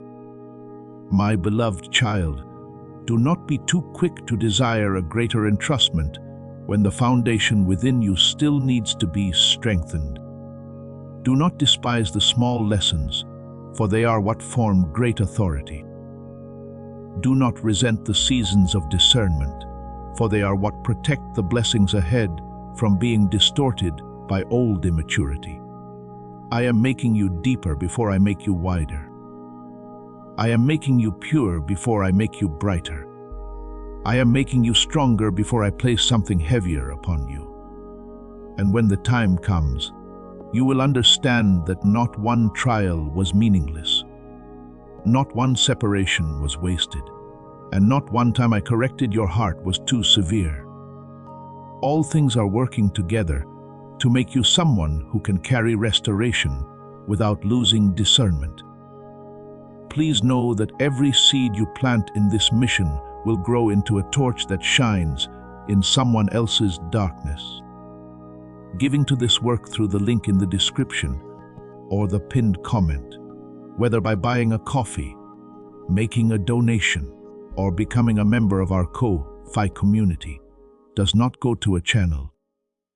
Your actions are supporting a divine mission to save lost souls. Heaven moves through willing voices, but it grows through hearts that are kind. This is what I say over you now. Each gift you give is like a stream of living water that flows into the life of someone who needs healing. Give, and it will be given to you is not just a verse for Jesus, it is a living promise that shapes your future. Allow me to invite you now with a simple act of faith. Come into this moment with purpose, with honesty, and with hope. The money you give today is not a donation. The act of spiritual obedience that lets your heavens open is what opens them. Let go of your seed and see what God brings back into your life. Give without becoming depleted. Love without being bound. And stand in the light without being blinded by what only disguises itself as light. Trust me, for the one who is training you is also the one preparing a throne of peace within your heart, so that everything I entrust to you will be born in wisdom, guarded in truth, and bear fruit for my glory. My beloved child, let your heart receive this word like a cool stream flowing through a land that has just endured a dry season. What you have passed through was not a dead end, nor was it proof that I had forgotten you in a narrow place. There was a season when I allowed everything around you to become smaller. Doors no longer opened as they once did. Familiar voices gradually moved farther away. Old supports no longer had the strength to uphold you. And connections that had once occupied space in your heart were brought into the light and purified down to the roots. You once felt as though you had been pressed into a narrow hallway where there was too little space. The air felt too heavy, and the things you had clung to fell from your hands one by one. But I speak to you today in the very place you thought was limitation. I was doing my deepest work in that narrow place. I did not leave you behind. I was loosening invisible cords from you, removing old veils from your eyes, and realigning the rhythm of your soul so that you would not enter the new season with the sight of the old one. My child, there are things that if I had not removed them in the narrow hallway, would have followed you into the spacious place and turned that very spaciousness into another prison. There were fears, habits of dependence, voices that caused you to doubt yourself, and relationships that dimmed the light within you. If they had remained in their place, you would have entered blessing and still not known how to live freely. Therefore, I pruned you, not because I despised you, but because I loved the life growing within you. As it is written, every branch that bears fruit, he prunes that it may bear more fruit. John 15:32. My hand touching you was not meant to leave you empty, but to make room for a season of fruitfulness. You thought I was only cutting away, but in truth I was also sowing. You thought I was only removing, but in truth I was restoring things to their proper place. You thought I was only causing familiar things to fall away, but in truth I was preparing within you a new capacity for what is pure, more enduring, and more aligned with your calling. Now I am leading you into a spacious place. This new space is not a reward you must strive to earn through perfection, nor is it a gift I only give when you no longer tremble. This is the place I prepared for you in love before you fully understood your journey. As David testified, he also brought me out into a broad place. He delivered me because he delighted in me. Psalm 18:19. I also bring you out, not because you have proved your worth by your own strength, but because you belong to me and I delight in you. This spacious place is where you no longer need to live under another person's shadow, no longer need to make your voice smaller in order to preserve fragile approval, no longer need to strain yourself to prove that you are worthy of being loved, worthy of being heard, and worthy of staying in the place I am opening. You are allowed to stand in the truth I have placed within you, not in the distorted image formed by old wounds. I see that your hands are still trembling. Beloved, I do not overlook that trembling. I know the old memories may still whisper, what if I move forward? What if I am hurt again? What if I trust wrongly again? What if this good thing also leaves? I do not rebuke you for those questions. A heart that has been wounded cannot immediately forget the feeling of pain. But I want you to know that fear may speak, yet it no longer has the right to rule. Fear may knock at the door, but it is no longer the master of the house.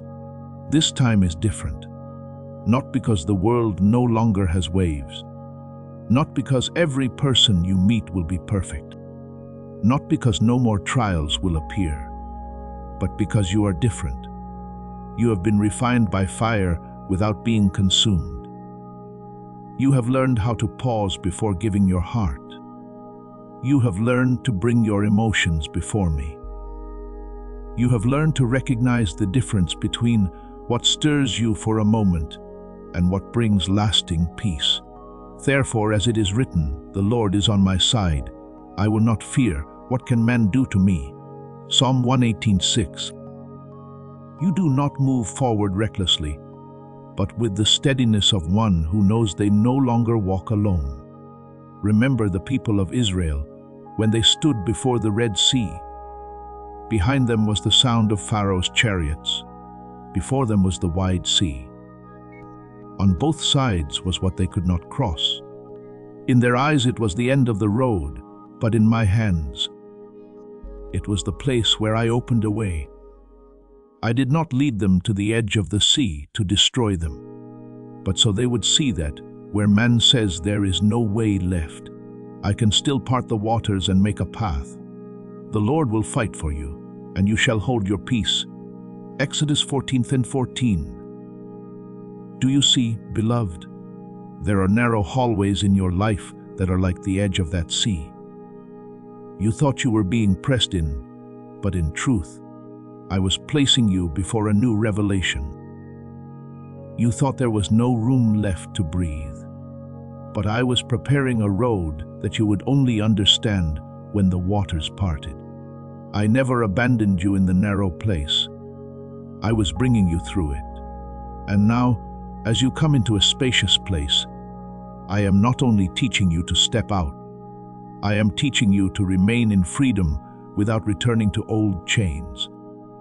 Many were delivered from Egypt, yet still remembered the old pots of meat, because their minds had not yet learned how to live in the land of freedom. I do not want that for you. I do not want you to step into the spacious place and then begin searching for familiar bondages simply because they once gave you a sense of safety. I do not want you to be set free and still bow your head before old voices, old fears, and old connections that no longer belong to this season. I am teaching you to live as one who has been rescued, not only escaping what was old, but learning to receive what is new with a heart that has been purified. Beloved child, what I have arranged before you is not merely a passing comfort, not merely a gentle emotion to make up for heavy days. I am placing within you a peace deeper than feeling. It is a peace that does not depend on who stays, who leaves, who understands you, or who does not understand you. It is peace anchored in my presence, which the world cannot create and cannot steal away. As my Son has spoken, peace I leave with you. My peace I give to you. Not as the world gives do I give to you. John 14:27. This peace is not the surface of water without wind, but the anchor that holds your soul even while the wind is still blowing. It does not make you weak in avoidance. It makes you gentle in strength, quiet in authority, and clear in every step. Therefore, do not fear the spacious place. Beloved, do not let the past teach you to doubt every door I open. Do not let old wounds convince you that even good things will break you. Walk slowly, but do not go backward. Be cautious, but do not close yourself off. Discern, but do not lose the tenderness I have placed within you.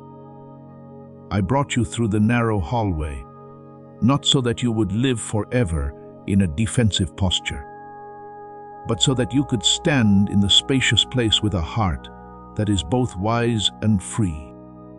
You do not need to prove that you are worthy of the place where I am bringing you. You only need to stay near me. Listen to me. Follow me. And let my peace become the light beneath your feet. Trust me in this new season. What I have pruned will bear fruit at the appointed time.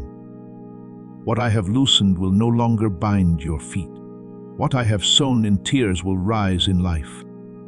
You are not stepping into the spacious place as someone empty after loss, but as one prepared after purification. I held you in the narrow hallway, and I will also hold you in the open field. The hand that led you through the constricted place will not release you in the wide place. Lift up your head, my beloved child, for the light is no longer hidden as it once was. The road ahead is no longer measured by old fear, but by the faithfulness of the Father, the one who brought you out into a spacious place because he delighted in you. My beloved child, there are seasons in your life that you pass through without applause, without encouraging eyes upon you, and without anyone standing beside you to name the weariness you carry. There are stretches of road you walk as though moving through a fog, where every footprint you place is quickly covered by silence, where you begin to wonder whether your perseverance still holds any meaning. But hear me speak to you with the tenderness of a father. Not one of your steps has ever fallen outside my sight. What the world did not witness, I witnessed what people did not acknowledge. I preserved what you silently endured within your heart. I placed in the holy chamber of eternal memory. When you cried and did not want anyone to know, when you lowered your face and swallowed the ache rather than wound someone else, when you chose gentleness while your heart had every reason to turn to stone, I was nearer to you than you realized. As it is written, the Lord is close to the brokenhearted. Psalm 34:18. I did not stand far away watching you suffer, but stood within that very pain, to keep your soul from shattering. Do not think that hiddenness is proof that you have been forgotten. Many of the most precious things in my kingdom are not formed in noise, but conceived in the secret place. A seed does not sprout on a stage. It breaks open beneath the soil. The roots of a tree are seen by no one. Yet it is the roots that keep the trunk standing firm when strong winds come. So it is with you, my beloved. The times you still whispered, I believe, while your heart was trembling, the days you still held on to kindness though it was not returned, the moments you kept walking, even when you could not see a way out, all of these were taking root in me. Your Father who sees in secret will reward you. Matthew 6:34. Not because you performed faithfulness, but because you kept it when no one was watching. I never take lightly what you do with a pure heart. Heaven does not measure by noise. Heaven weighs by truth. At times you look at the lives of others and see doors opening for them. Their names being mentioned, their presence being welcomed. While you seem to remain on the margins of recognition, I know that feeling can make your heart sink, as though you are slower, smaller, or placed last. But my child, do not let the light shining on someone else make you doubt the flame I am nurturing within you. Another person's season does not cancel yours. The promise I placed upon them does not take away the portion I have reserved for you. When David was still out in the fields tending sheep, no one in the house thought of him when Samuel came to anoint, but I saw what others overlooked. Man looks at the outward appearance, but the Lord looks at the heart. 1 Samuel 16:7. Remember this, being unnamed by people does not mean I have not called you. Being overlooked by human beings does not mean heaven is silent. There are choices of mine that remain hidden until the appointed time, so that when I reveal them, no one can say they were arranged by the hand of man. I want you to remember Hannah, the woman who carried her pain into the temple in silent anguish. She did not pray with ornate words for others to admire. Her lips only moved under a sorrow so deep that Eli the priest thought she was drunk. But I understood that voiceless cry. I heard the prayer that others misunderstood. I saw the trembling faith hidden behind her tears. And from the place that seemed despised, I brought forth the birth of Samuel, a prophet who would hear my voice in the night and lead my people in a time of transition. Do you see, my beloved? There are prayers misunderstood by people but received by heaven. As this awakening grows inside you, know that helping with this mission is not a joke. It is a sign from God. You can support this work through the link in the description or the pinned comment, whether by buying a coffee, making a donation, or becoming a member of our Ko-Fi community. By doing so, you become part of Jesus' plan to save souls who are still stuck in fog. Every seed turns into light that fights against darkness. If you water others, you will be watered yourself, Jesus says. This is not history, it is a living promise about your future. Come into this moment with faith and a plan. What God has already planned for your life can be unlocked through your giving.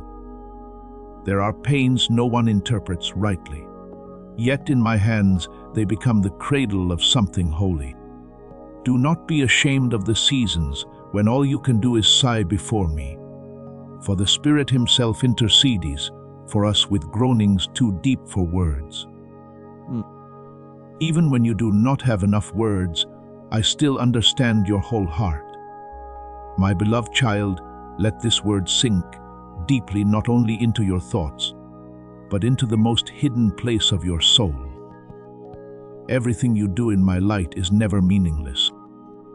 Even when no eyes witness it, even when no hand comforts you, even when no voice names your faithfulness, the things born of love, of obedience, of tenderness before me All carry the imprint of eternity.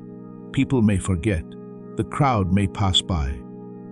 Even those close to you may not fully understand the depth of what you have endured, what you have given, and what you have quietly preserved. But I am not the one who merely glances at you and then leaves you unattended. I am the one who searches the heart. As it is written, the Lord searches every heart and understands every desire and every thought. 1 Chronicles 20:89. Therefore, what you offer in purity before me, no matter how small it may seem, is still received by heaven as a precious fragrance. Do not let your heart be bound by the need to be validated by people. I know you have often wondered whether your quiet efforts are truly seen, whether your silent sacrifices will dissolve into forgetfulness, whether the kindness you preserve when wounded is merely foolish in the eyes of the world. But my child, I do not need human applause in order to call you precious. I do not need the praise of the crowd to acknowledge what I have placed within you. When I declare that you belong to me, that word stands higher than every judgment spoken over you. When I place my hand upon your life, no rejection from man can erase that seal. God is not unjust. He will not forget your work and the love you have shown him. Hebrews 6:10. So be at peace, my beloved. Not one act of love from you has been lost. It is being kept by me for the appointed time to bear fruit. There are seasons when I hide you away, not because I am ashamed of you, but because I am protecting what is still tender within you from hands that do not yet know how to treasure it. There are voices I have not yet allowed you to lift publicly. Not because you have nothing to say, but because I am making your words cleaner, deeper, and steadier, so that when the time comes for you to speak, your words will not arise merely from emotion, but from a life I have trained. Remember John the Baptist, who grew in the wilderness before his voice rang out along the Jordan River. The wilderness was not the place of his rejection.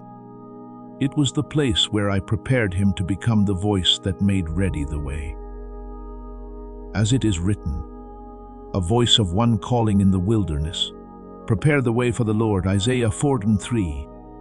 Do you see, my beloved? A barren place can be where the calling is refined. Hiddenness can be the cradle of mission.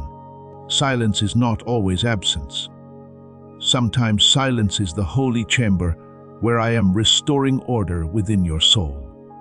Therefore, do not be quick to call the unnoticed days empty days. In my kingdom, many great things are built with small stones no one counts. A prayer in the late hours of the night, a moment when you restrain your mouth from bitterness, a time when you choose forgiveness while the memory still hurts, a time when you continue to believe though your heart sees no sign of change. These things may not shake the world in the eyes of people, but they strengthen the foundation of your soul before me. Whoever is faithful with very little will also be faithful with much. Luke 16:10. Do not despise small acts done with a great heart. I often take what the world considers insignificant and use it to open what no one expected. Remember Ruth, my beloved. She did not enter history by way of a throne. She did not begin with a radiant announcement, nor was she celebrated by a crowd. She simply followed Naomi quietly, gleaning the leftover grain in the field, keeping covenant loyalty in a circumstance that could easily have caused someone to turn away. Yet on that ordinary field, I was weaving an extraordinary stream. Her hidden faithfulness brought her into the house of Boaz, then into the line of David, and ultimately into the genealogy of Christ. Do you see? One faithful choice in a small day can echo through many generations. When Ruth said, "Your people will be my people and your God," Ruth 1:16, it was not merely the statement of a daughter-in-law. It was the yes of a soul recognized by heaven. So it is with you. Every time you choose faithfulness when nothing is guaranteed. I am writing lines into your life that you cannot yet fully read today. Perhaps right now you only see delay, but I see preparation. Perhaps you only hear silence, but I hear the sound of roots growing beneath the ground. Perhaps you only feel as though you have been placed behind, but I know exactly where I am positioning you. Do not compare your process with someone else's, for every soul has its own sacred rhythm in my hands. The lily does not bloom according to the urging of the grass in the field, and the olive tree does not bear fruit according to the season of the vine. I have appointed your time with my wisdom. As it is written, He has made everything beautiful in its time. Ecclesiastes 3:11. If I have not yet revealed you, it means I am still completing what must be finished within you. If I have not yet opened that door, it means I am making your feet steady enough to walk through it without losing your soul. My beloved child, true peace begins when you stop trying to prove that you are worthy of love. You do not need to chase recognition in order to have value. You do not need to exhaust yourself to be called worthy. You do not need to raise your voice so loudly just so others will know you exist. I know you. I call you by name. I have held you within my gaze from before you even understood yourself. When the world questions you, return to the word I have spoken over you. When silence causes you to waver, remember that my sheep hear my voice. I know them and they follow me. John 10:27. What makes you steady is not how many people understand you, but the fact that you know you are fully known by me.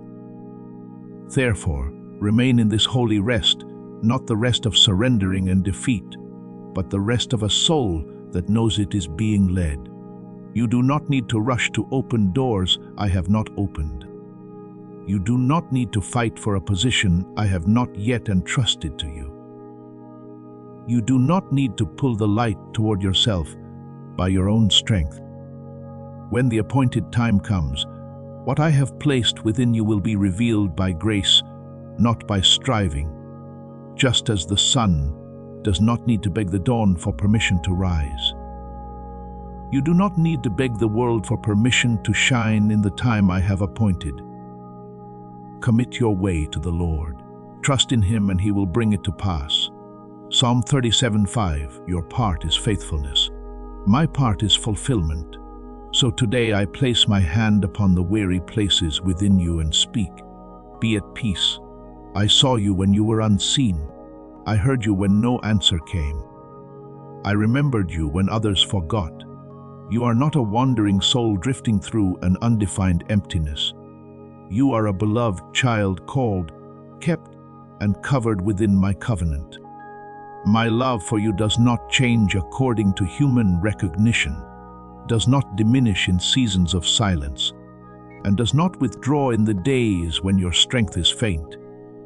Keep walking, but walk in peace. Keep doing what is right, but do it with a gentle heart.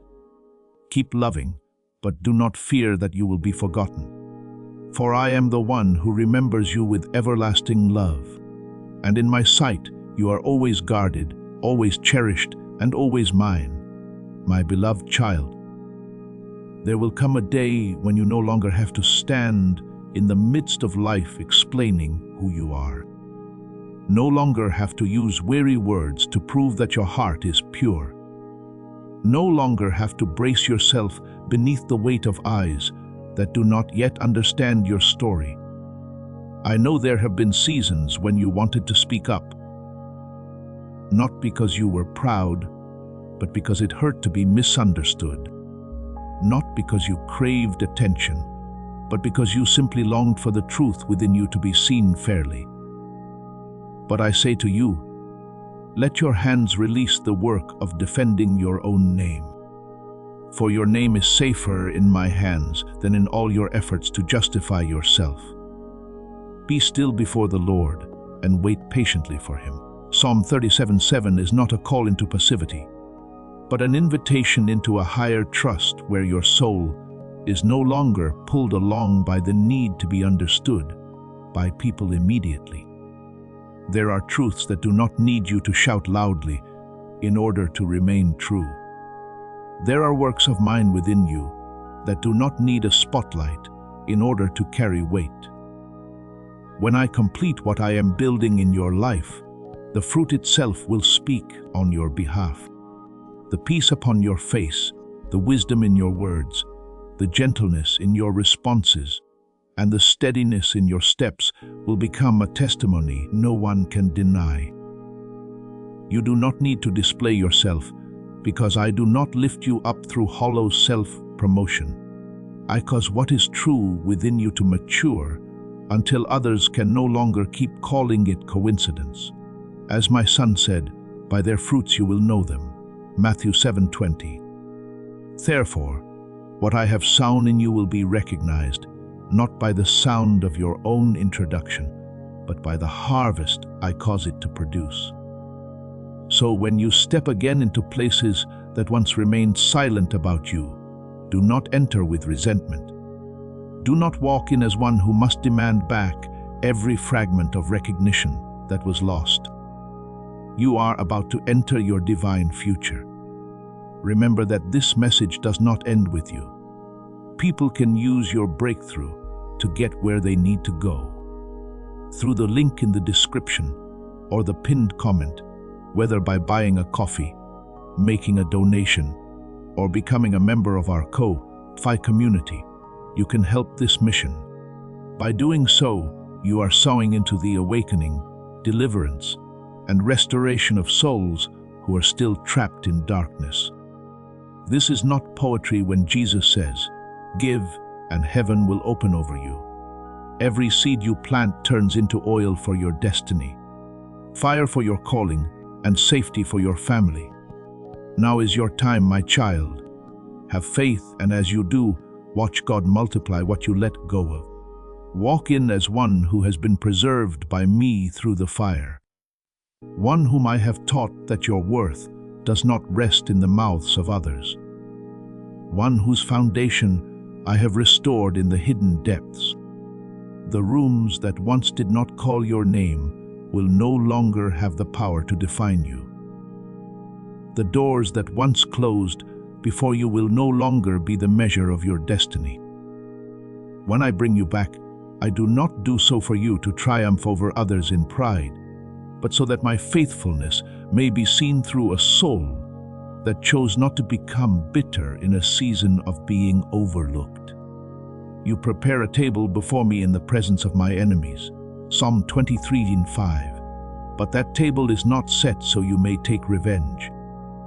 It is set to prove that my hand was still nourishing you, even when others thought you had been forgotten.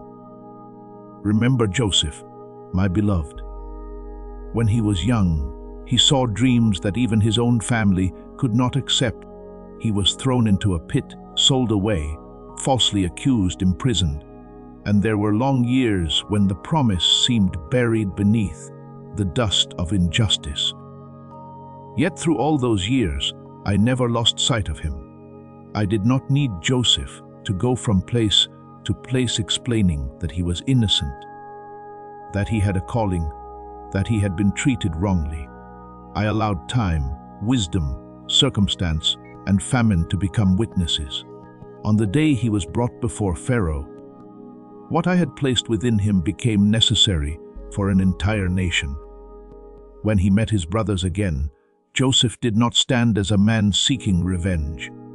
But in holy understanding, you intended to harm me, but God intended it for good. Genesis 50:20, do you see? There are places where the pit seems to be the end of the story. But in my hands, the pit is only an opening chapter of a greater lifting. I know the whisper that has tried to wear you down. It does not always come like a violent roar. Often it comes softly, steadily, and subtly. It says that you do not matter. It says your obedience changes nothing. It says your quiet prayers only dissolve into the empty air. It says that if no one sees, then what you do has no value. But my child, discern that voice from mine. My voice will never make you despise faithfulness. My voice will never cause you to feel ashamed because you have loved, endured, forgiven, and trusted. My voice may correct you, but it always leads you back to life. The voice of deception makes you shrink, doubt, grow bitter, and want to abandon what is holy. As it is written, the thief comes only to steal and kill and destroy. I have come that they may have life and have it abundantly. John 10:10. If a voice is stealing hope from you, killing purity within you, and destroying your trust in me, then you must know this. It is not the voice of the Father who loves you. Do not let darkness convince you that your light is insignificant simply because it has not yet been placed on a lampstand. A lamp in a hidden night still drives back the darkness around it. A prayer no one hears still reaches my throne. A righteous choice made in private still strengthens your soul. Darkness fears these things because it knows that hidden obedience is the soil where I sow the most enduring transformations. It wants you to give up before the seed breaks open. It wants you to despise the season of sowing so that you will never step into the season of harvest. But I say to you, let us not grow weary in doing good. For at the proper time we will reap a harvest if we do not give up. Galatians 6:9. Your harvest does not come according to the urgency of fear, but according to the wise timing of my hand. Therefore, when you are misunderstood, let your heart lean on me before you try to correct everything others think. When you are forgotten, let my presence remind you that you are still remembered with everlasting love. When no one acknowledges the good you have done, offer it to me as an unmixed sacrifice. You do not need to turn your life into a courtroom where you must constantly present evidence to prove your uprightness. I am the one who bears witness for you. I know what happened in rooms no one saw. I know the motives behind your actions. I know the battles you have won that no one called victories. The Lord will fight for you. You need only to be still. Exodus 14:14. And that stillness is not weakness. It is the strength of one who knows the final battle does not rest in their own hands, but in the hands of the Almighty. Let me heal within you the need to be vindicated immediately. There are vindications that come too early and only enlarge the ego. But vindication that comes at the right time brings glory to me. There are answers I delay, not because I have not heard, but because I am making you free enough that when the answer comes, you will no longer be dependent upon it. I want you to become so strong that even when others are silent, you do not lose your peace even when they do not yet understand. You do not lose your love even when they do not yet recognize you. You do not forget to whom you belong. When you reach that place, you will no longer be led by the reactions of the crowd, but by my quiet yet powerful affirmation within your soul. And then, my beloved, the very things that once stood against you will become the backdrop against which my grace is seen more clearly. The seasons of being hidden will make the light brighter on the day I reveal you. The misunderstandings that once wounded you will no longer have enough power to define you, because you will carry a peace that cannot be fabricated. The silences that once frightened you will become evidence that I had been working in secret far longer than you imagined. When the time comes, you will not need to lift yourself up, because I know how to place you in the right place at the right time and in the right way. Not so that you may be exalted like an idol, but so that people may look upon your life and recognize this. Only my hand could preserve a soul through so many trials and still leave it tender, pure, and full of hope. So today, rest in me. Do not fight lies by throwing yourself into endless proving. Resist them by remaining in the truth. The truth is that you are loved by me. The truth is that what you do in me is never lost. The truth is that I am writing a story greater than what you can see. The truth is that silence is not a sign that I am absent. Often it is the space I use to complete the deepest works. Keep your heart pure. Keep your steps gentle, and keep your eyes fixed on me. One day you will look back and understand that I was never late, never forgetful, and never neglectful. I was only making all things complete.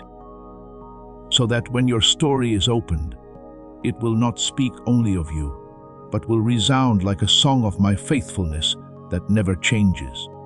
My beloved child, listen with a soul that has ceased from haste.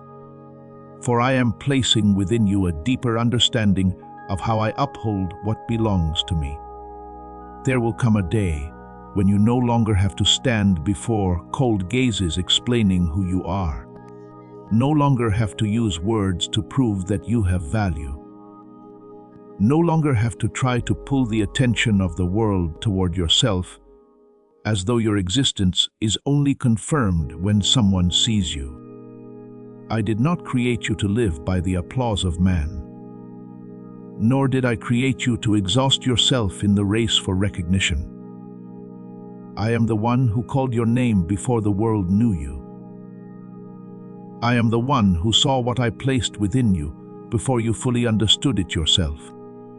And when the time I have appointed arrives, I will not need to display you through noise, but will cause the fruit in your life to ripen until no one can deny that my hand is upon you. As it is written, he who began a good work in you will carry it on to completion until the day of Christ Jesus. Philippians 1:6.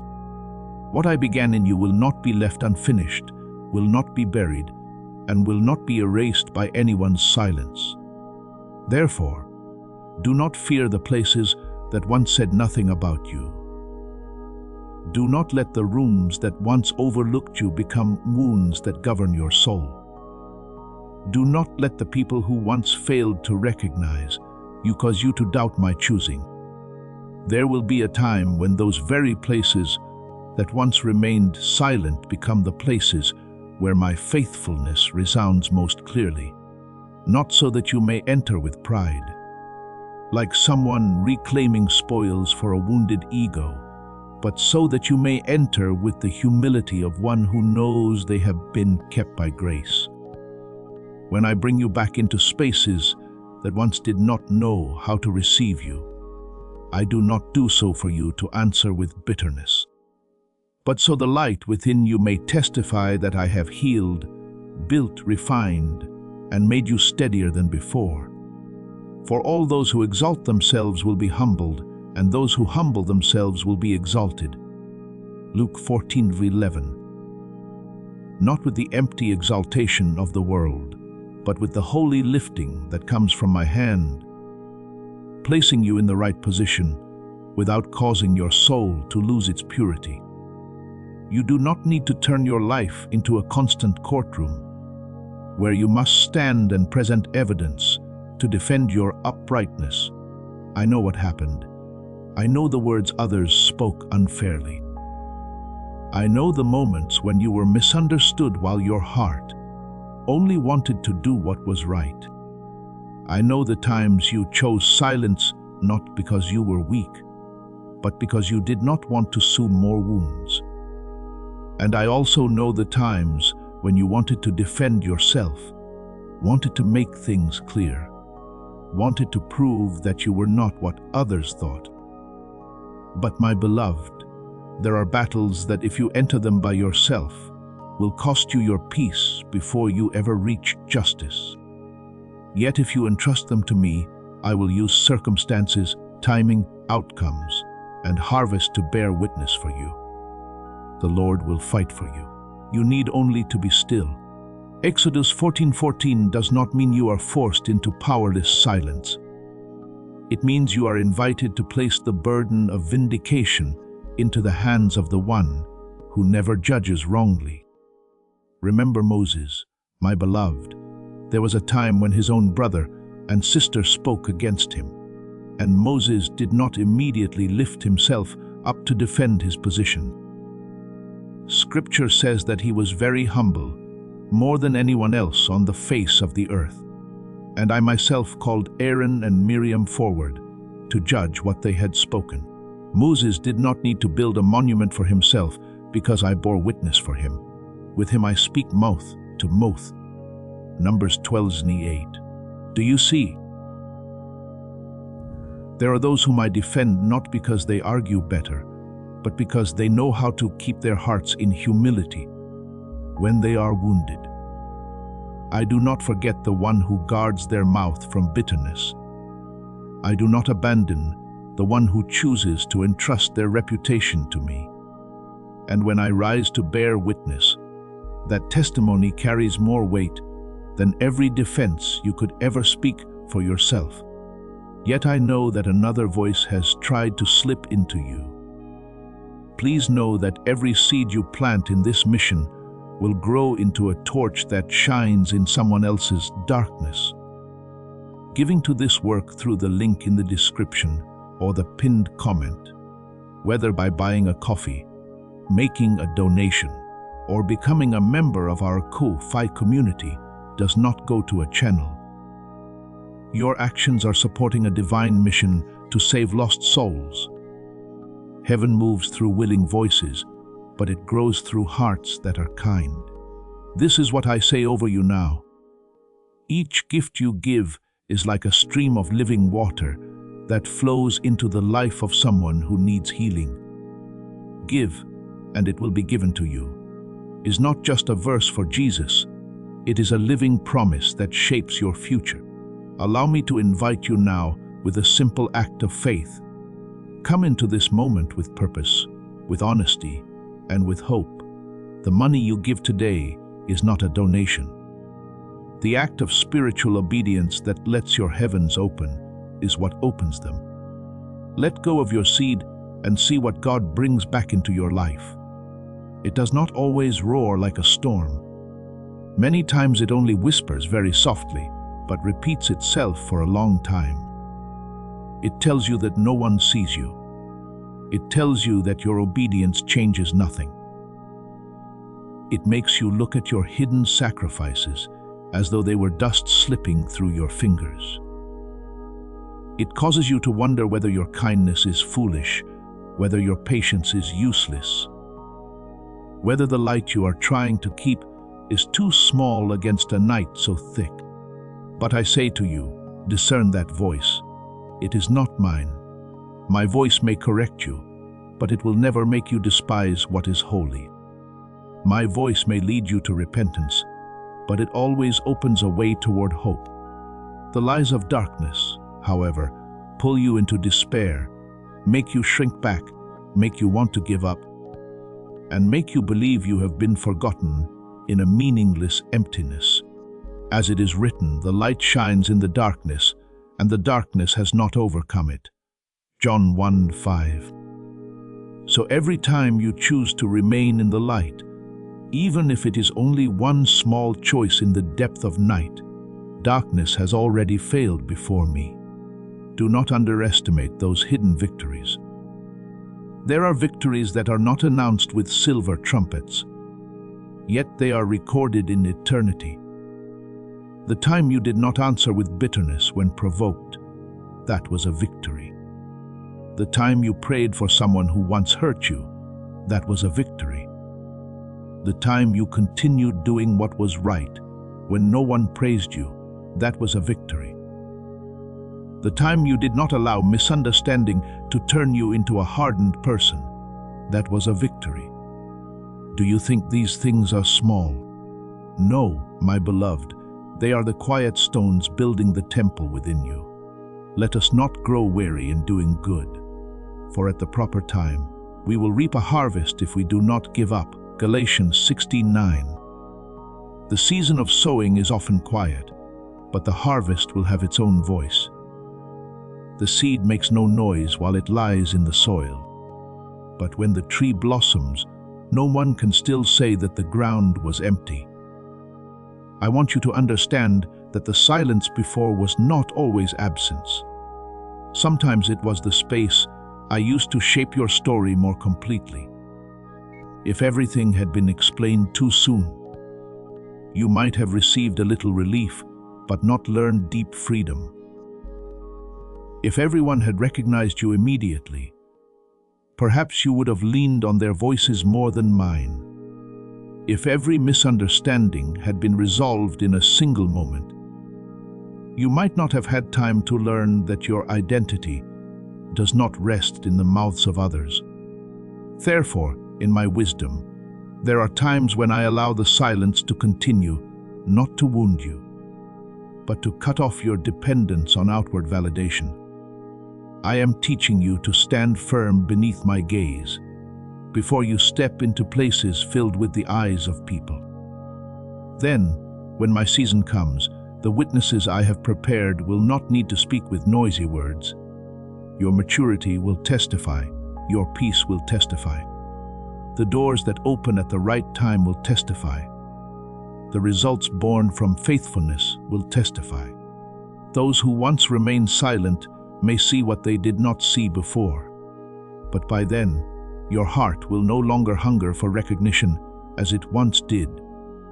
You will not need them to bow their heads in order for you to feel that you have won. You will simply know quietly that I have been faithful, and that is true freedom when vindication comes. Yet your heart is no longer controlled by it when recognition appears.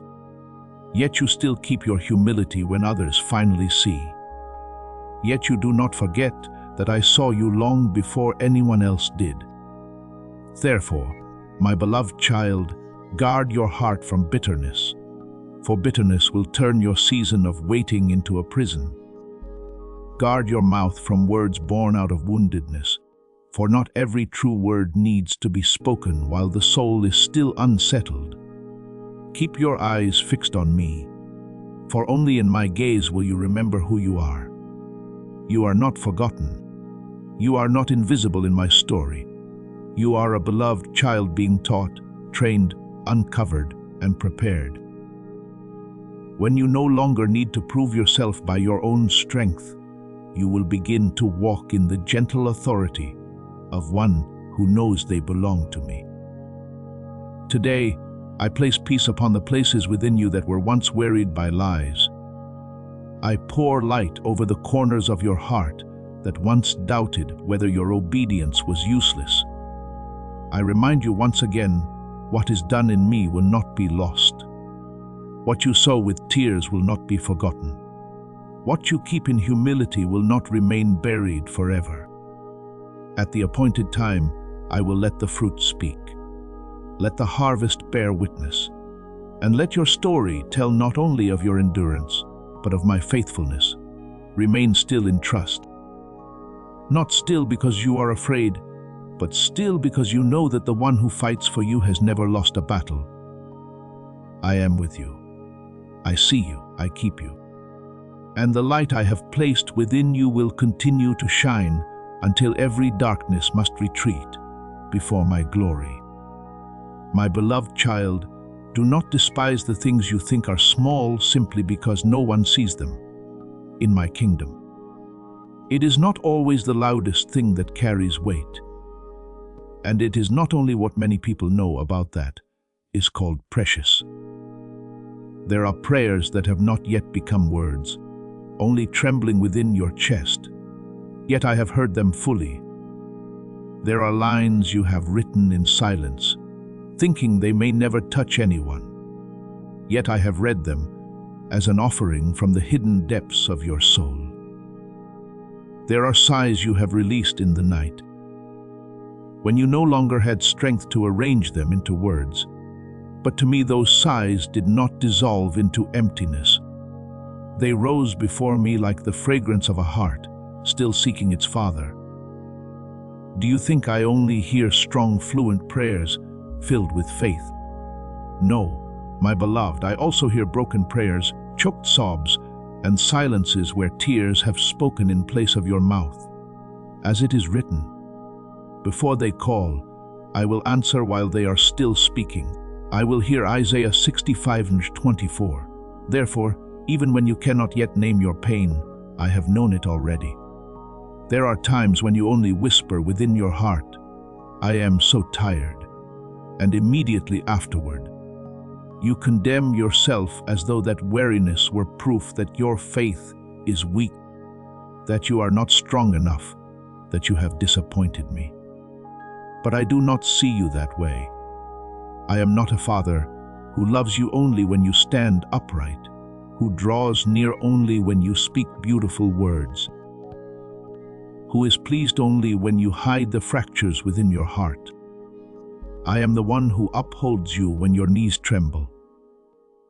I am the one who sits near you in the hours when you no longer know how to pray.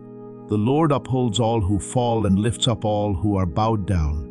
Psalm 145:14. So when you are weary, come closer to me. Do not run away.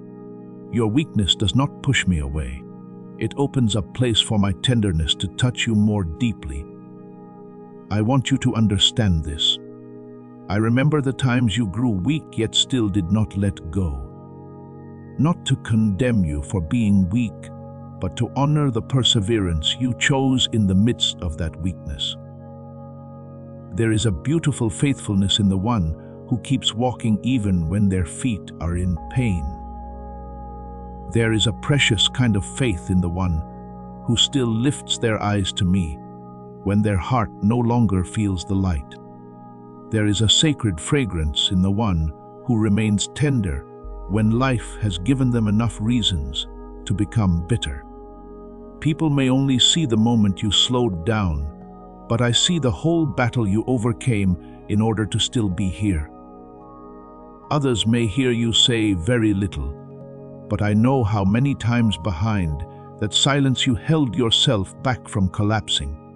God will not forget your work and the love you have shown him. Hebrews 6:10. So the things you quietly endure and trust are not omitted from my holy memory. Remember Eli, my beloved. He once stood on Mount Carmel and saw fire fall from heaven, saw my power revealed mightily before the eyes of the people. But soon after he ran into the wilderness in deep exhaustion, sat beneath a broom tree and said he no longer wanted to go on. I did not rebuke him with a cold voice. I did not tell him to be strong immediately. I sent an angel to touch him to give him bread and water so he could eat, rest, and only then continue the journey. Do you see? There are times when what the soul needs first is not a rebuke, but my care. The angel of the Lord came back a second time and touched him and said, "Get up and eat, for the journey is too much for you." 1 Kings 19:7. I say the same to you. Receive my sustaining help, for you were not created to walk this whole road by your own strength. And my child, do not think that among the countless prayers rising from the earth, your voice is lost. I do not hear humanity as an anonymous crowd. I hear each child with a distinct and personal love. You are not swallowed up in the multitude, not lost among millions of sorrows, not pushed to the back because someone else seems more urgent, more worthy or stronger. Your name is not dim before my eyes. Your history is not faint in my hands. I know every season you have passed through, everything you have lost, every dream you buried, because you thought there was no hope left. As it is written, I have called you by name. Isaiah 4:3-1. When I call your name, it is not a vague or general call. It is the intimate recognition of the one who formed you and still holds you. Perhaps you have often felt left behind, as though others have entered their season, while you are still standing before a door that is not opened. You see, promises seemingly come to others more quickly. Answers seemingly fall into their hands more easily, while your portion still feels like waiting, stillness, and an unexplained in-between. But I say to you, what looks like delay in your eyes is not forgetfulness in mine. There are things I have not yet given because I am making them fuller. There are doors I have not yet opened because I am preparing both you and the place you will enter. There are promises that have not yet taken shape, not because they have died, but because they are being nourished in the hidden place of my timing. He has made everything beautiful in its time. Ecclesiastes 3:11. So let your heart rest in my wisdom instead of wounding itself with the clock of man. I have engraved you on the palms of my hands. My beloved, that means you are not merely remembered in passing, not mentioned only for a moment, not a thought that moves briefly across my heart. You are nearer to me than you realize. When you feel forgotten, I am still looking upon you. When you think your prayer has not reached heaven, it is already before me. When you imagine that the current of life has pushed you to the margins, I am still holding you at the center of my care. I have engraved you on the palms of my hands. As this awakening grows inside you, know that helping with this mission is not a joke. It is a sign from God. You can support this work through the link in the description or the pinned comment, whether by buying a coffee, making a donation, or becoming a member of our KFI community. By doing so, you become part of Jesus' plan to save souls who are still stuck in fog. Every seed turns into light that fights against darkness. If you water others, you will be watered yourself, Jesus says. This is not history, it is a living promise about your future. Come into this moment with faith and a plan. What God has already planned for your life can be unlocked through your giving. Isaiah 49:16 is not a vague comfort. It is a covenant word. What is engraved in my hands is not erased by time, not blurred by mistakes, not lost in the dark season of night. You may forget yourself in weariness, but I do not forget you. Therefore, learn to look at the things that have not yet come with eyes of trust. What you have not yet received is not necessarily something denied. What you have not yet seen does not mean I have not been working. What has not reached your hands today may be taking shape in a fullness that your present vision cannot yet fully comprehend.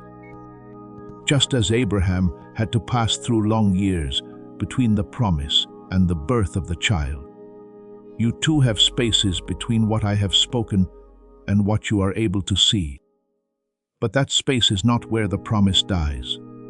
It is where faith matures. Abram believed the Lord, and he credited it to him as righteousness. Genesis.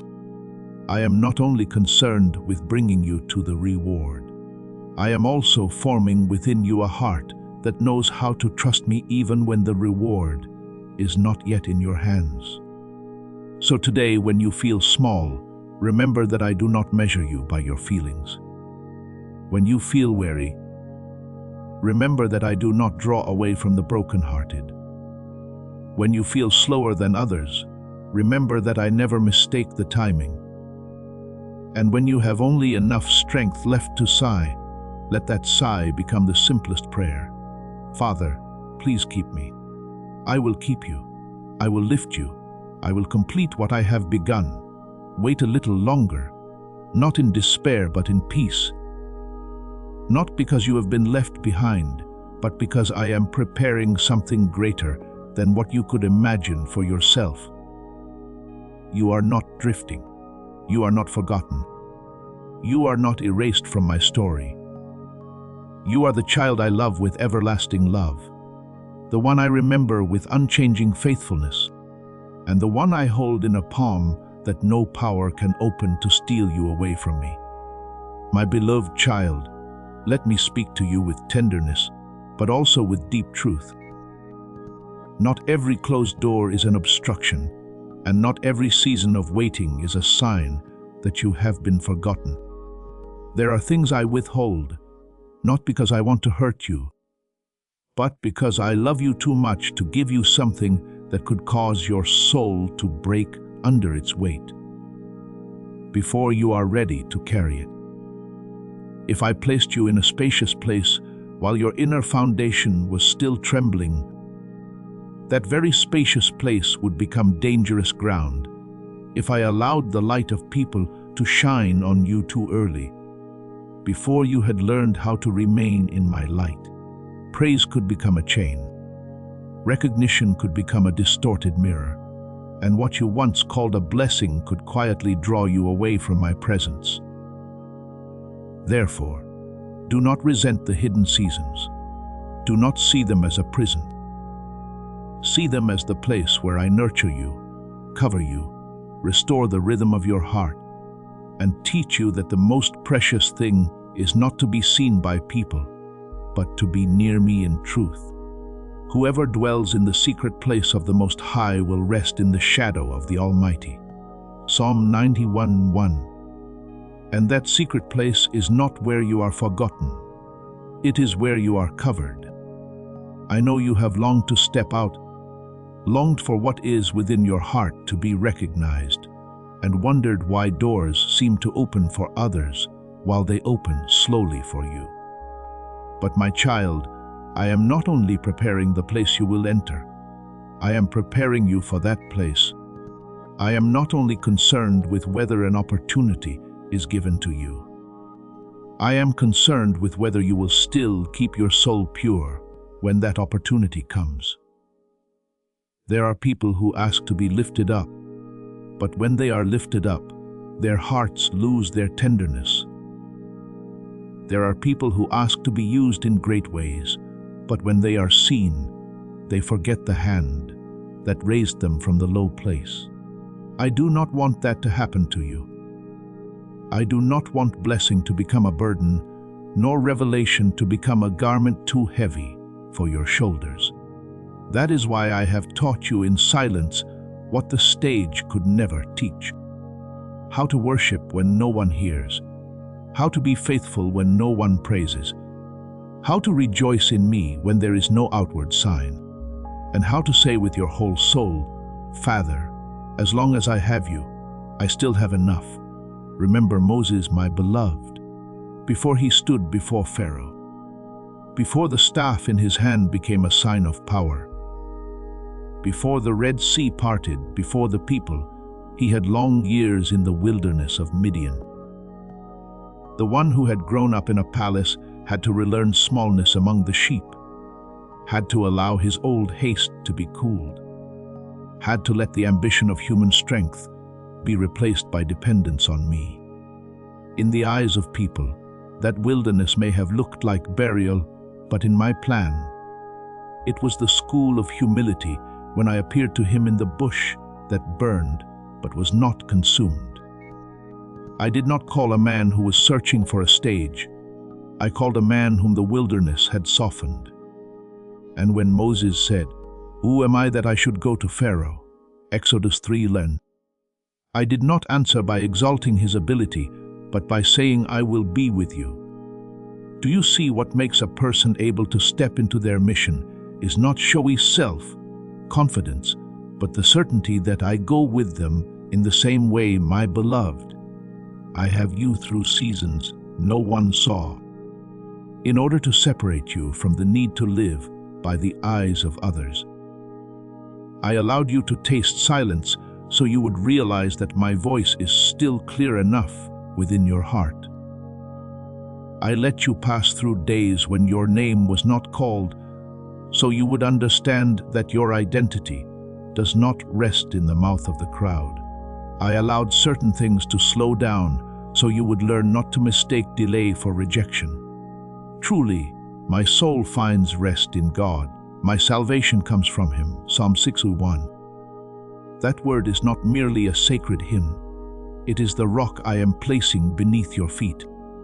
When your soul knows how to rest in me, you will no longer be tossed back and forth by applause or silence, by praise or criticism, by open doors or closed doors. You will stand firm, not because circumstances have become easier, but because your roots have grown deeper in me.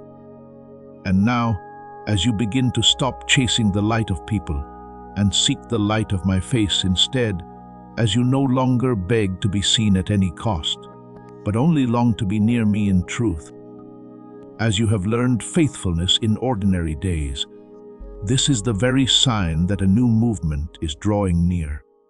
I do not lift up the one who is still controlled by being lifted up. I do not entrust great things to a heart that still regards the gift as greater than the giver. But when you have learned to bow before me in the secret place, when you have learned to surrender back to me, even the things you once desired most, when you can place your hand upon your dream and say, "Father, if this does not keep me close to you, then keep me from it," then you have entered a new depth of maturity. Humility comes before honor, Proverbs 15:33, and that humility does not make you smaller. It makes you spacious enough to carry what I am about to entrust to you without losing yourself. The season of transition has begun, my beloved, but it does not always come with thunder shaking the heavens. Often my shifting comes like the dawn. It does not tear the night apart in a single moment, but gently lays light upon the earth in layers. At first, there is only a thin brightness at the horizon. And then, little by little, darkness loses its right to rule. Not because it is argued with, but because the light keeps increasing. You may not yet see everything with your natural eyes, but your soul has already sensed it. The atmosphere is changing. The rhythm is different. The things that once felt heavy are gradually losing their weight. And the places that once seemed closed are beginning to tremble before my command. The path of the righteous is like the morning sun, shining ever brighter till the full light of day. Proverbs 4:18. You do not need to force the dawn to come faster. You only need to stand facing the light and trust that I know how to cause the new day to rise. Do not be afraid if in this season of transition you feel both hopeful and trembling. That is natural when a soul moves from hiddenness into revelation. You have grown accustomed to the quiet shadows. So when the light begins to touch you, you may not be sure how to stand.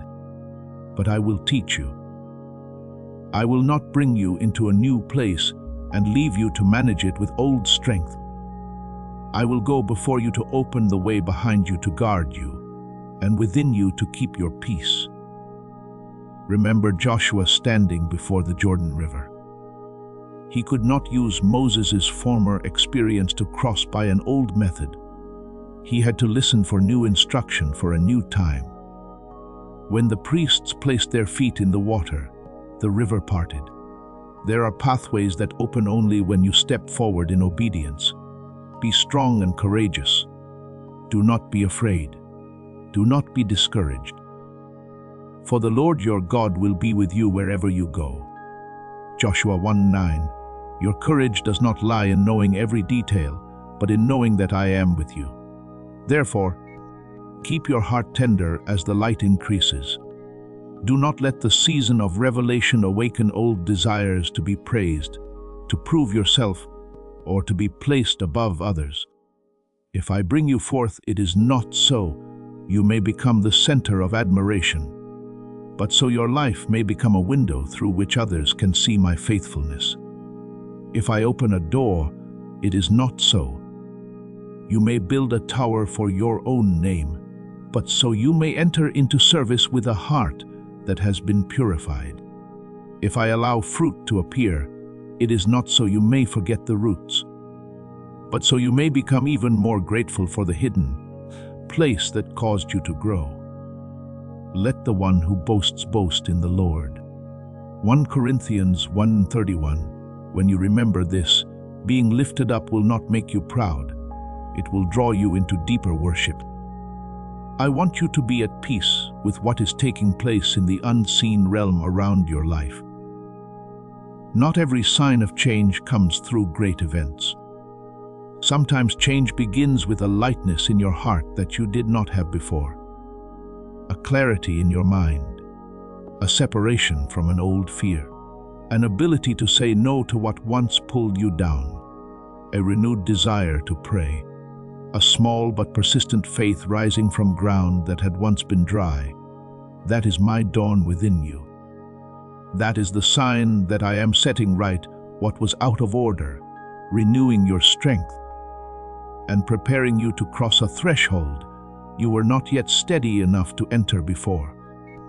Do not despise these quiet movements, for many great deliverances begin with a very small turning within the heart. So, my beloved child, remain nearer to me than ever before. Do not run ahead of the light. Do not draw back because you fear the light. Walk with me in the rhythm I have set. What I am doing does not need you to force it, nor does it need you to build it up by yourself. What comes from me will carry the mark of peace, purity, and right timing. Let me continue strengthening the inner places of your life, so that when the outer things change, you will not be swept away. Let me continue teaching you the joy of the secret place, so that when public joy comes, you will still know where your source is. Let me continue to be your greatest reward, so that every other reward becomes only another reason for you to bow your head in gratitude. I am doing a new thing, but I am doing it with the hands of a father, not hurried, not mistaken, and not forgetting a single thing. The dawn is rising, my beloved. And when the light spreads fully, you will understand that the hidden years did not slow you down. They made you steady enough to enter the season I had prepared for you long ago.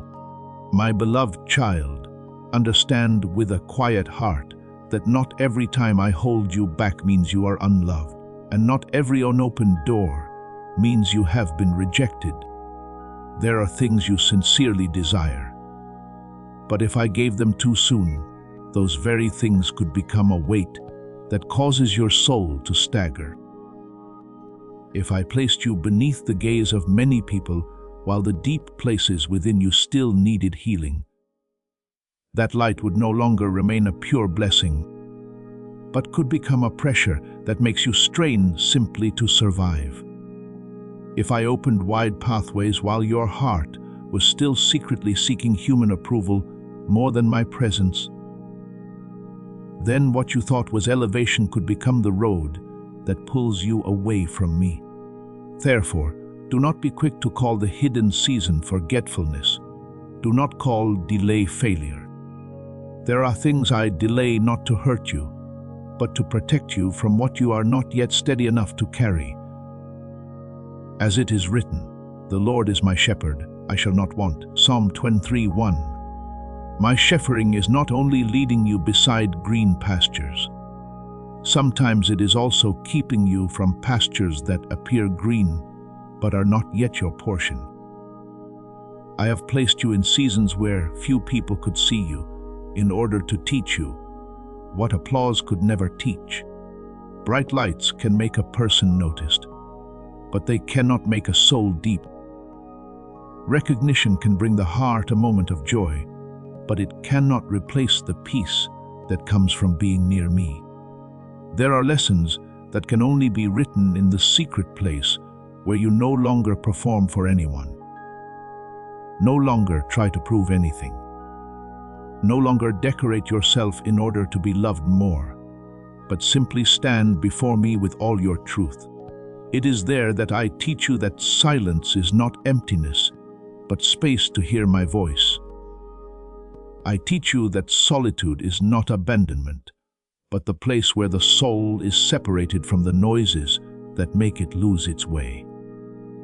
I teach you that the greatest joy does not come from being named before a crowd, but from knowing that you are known by me in the hidden depths, your Father who sees in secret, Matthew 6. And if I see you, then you are no longer invisible.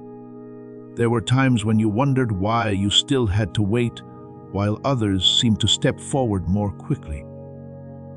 I know that question. I also know the tender sorrow behind it. But my child, I do not prepare everyone in the same mold. Some vessels need only a little fire. But there are vessels made to hold precious oil, and they must endure heat longer, more steadily, and more deeply. I do not want you to be used for only a moment and then break under pressure. I want you to become a vessel that can hold what I pour in without cracking from pride, without tipping over from fear, without being confused by human attention. In a large house, there are not only vessels of gold and silver, but also of wood and clay, some for honorable use and some for dishonorable. 2 Timothy 20:20. You are about to enter your divine future. Remember that this message does not end with you. People can use your breakthrough to get where they need to go. Through the link in the description or the pinned comment, whether by buying a coffee, making a donation, or becoming a member of our Ko-Fi community, you can help this mission. By doing so, you are sowing into the awakening, deliverance, and restoration of souls who are still trapped in darkness. This is not poetry when Jesus says, "Give, and heaven will open over you." Every seed you plant turns into oil for your destiny, fire for your calling, and safety for your family. Now is your time, my child. Have faith, and as you do, watch God multiply what you let go of. Yet what I am doing in you is purifying, strengthening, and cleansing you, so you may become a useful vessel in my hand, not to boast in yourself, but to carry holy purpose.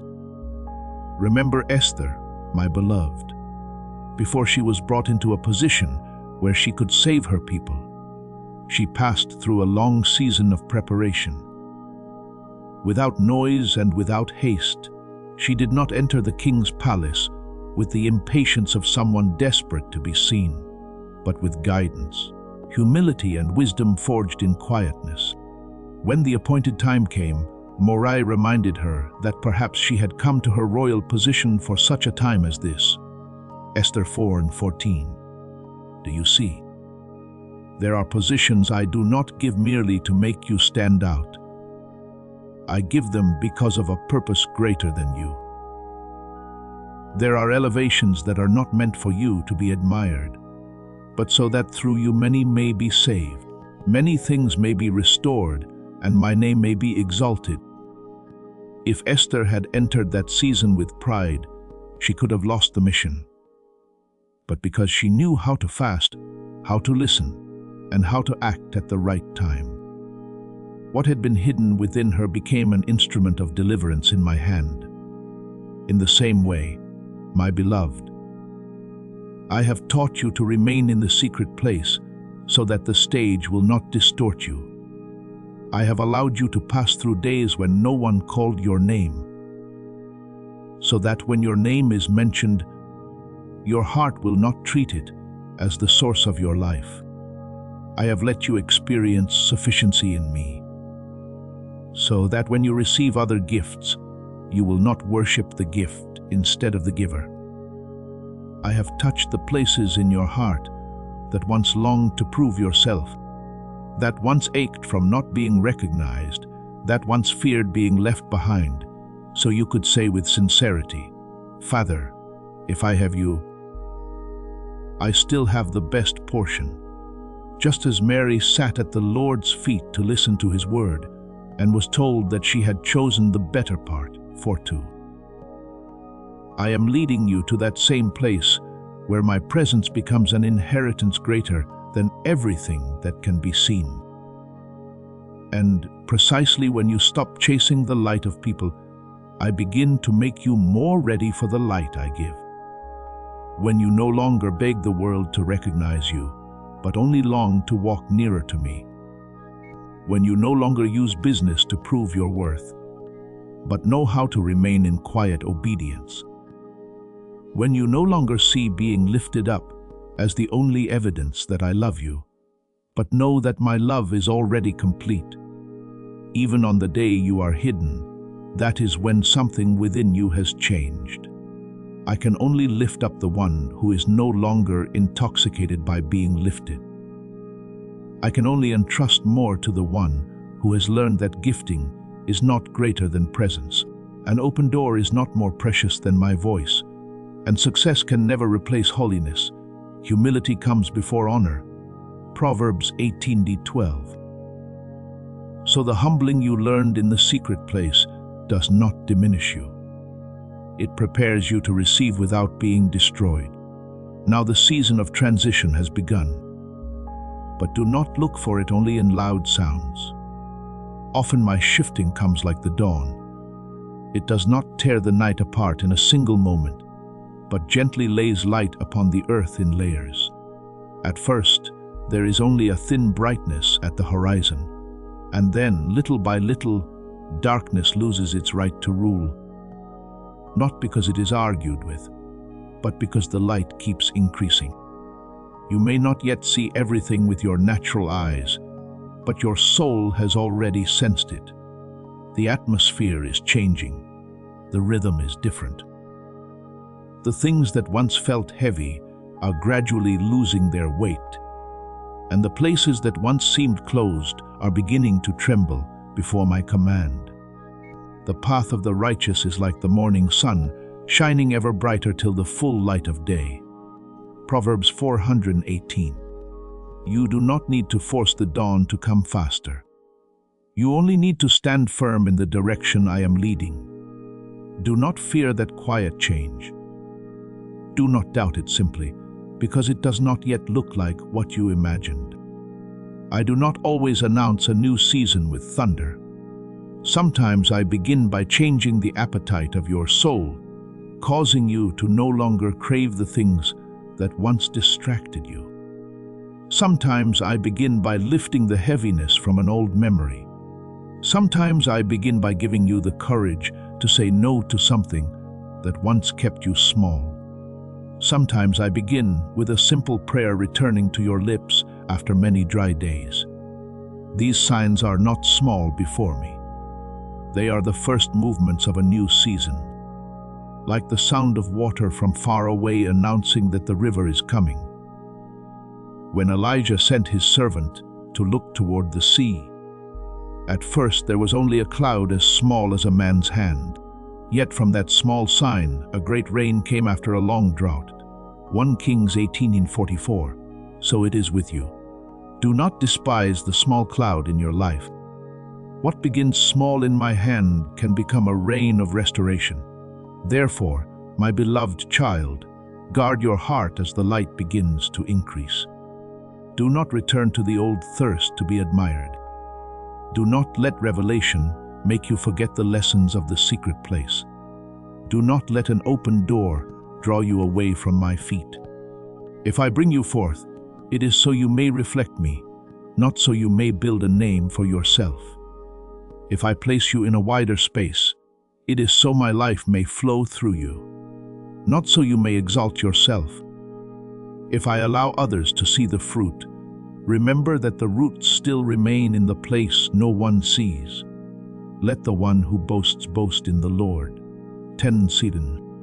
For every good thing within you has its source in my grace. Walk slowly but steadily.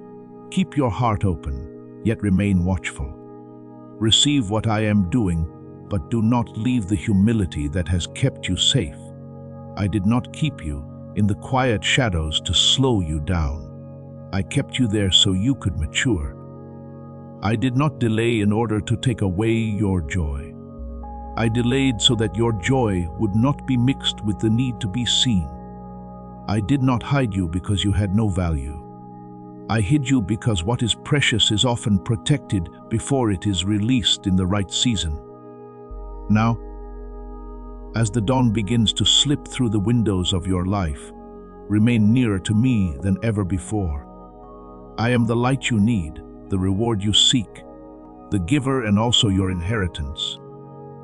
And when the season of revelation comes in its fullness, you will not only rejoice because you have stepped forward, you will bow your head and know that it was the secret place itself that made you steady enough to carry the light without losing your soul.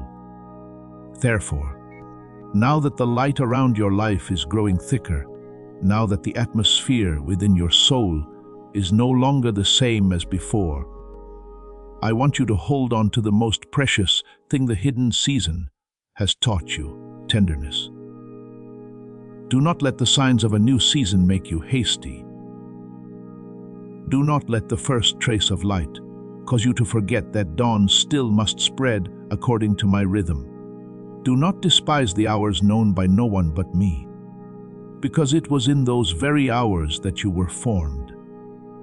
In the place where you prayed and no one answered, I deepened the well within you. In the place where you remained faithful, though your name was not called, I cut away your dependence on praise. In the place where you wept, yet still said, I believe, I placed within you a strength that is not showy, but enduring, as it is written, Blessed are the pure in heart, for they shall see God. Matthew 5:8. What I desire to preserve within you before the season of revelation is not only talent, but purity of heart. My beloved child, heaven's book has not closed over your life. Do not think your story has been abandoned halfway, like a forgotten page left on a table. New pages are being opened, but I open them with wisdom, not.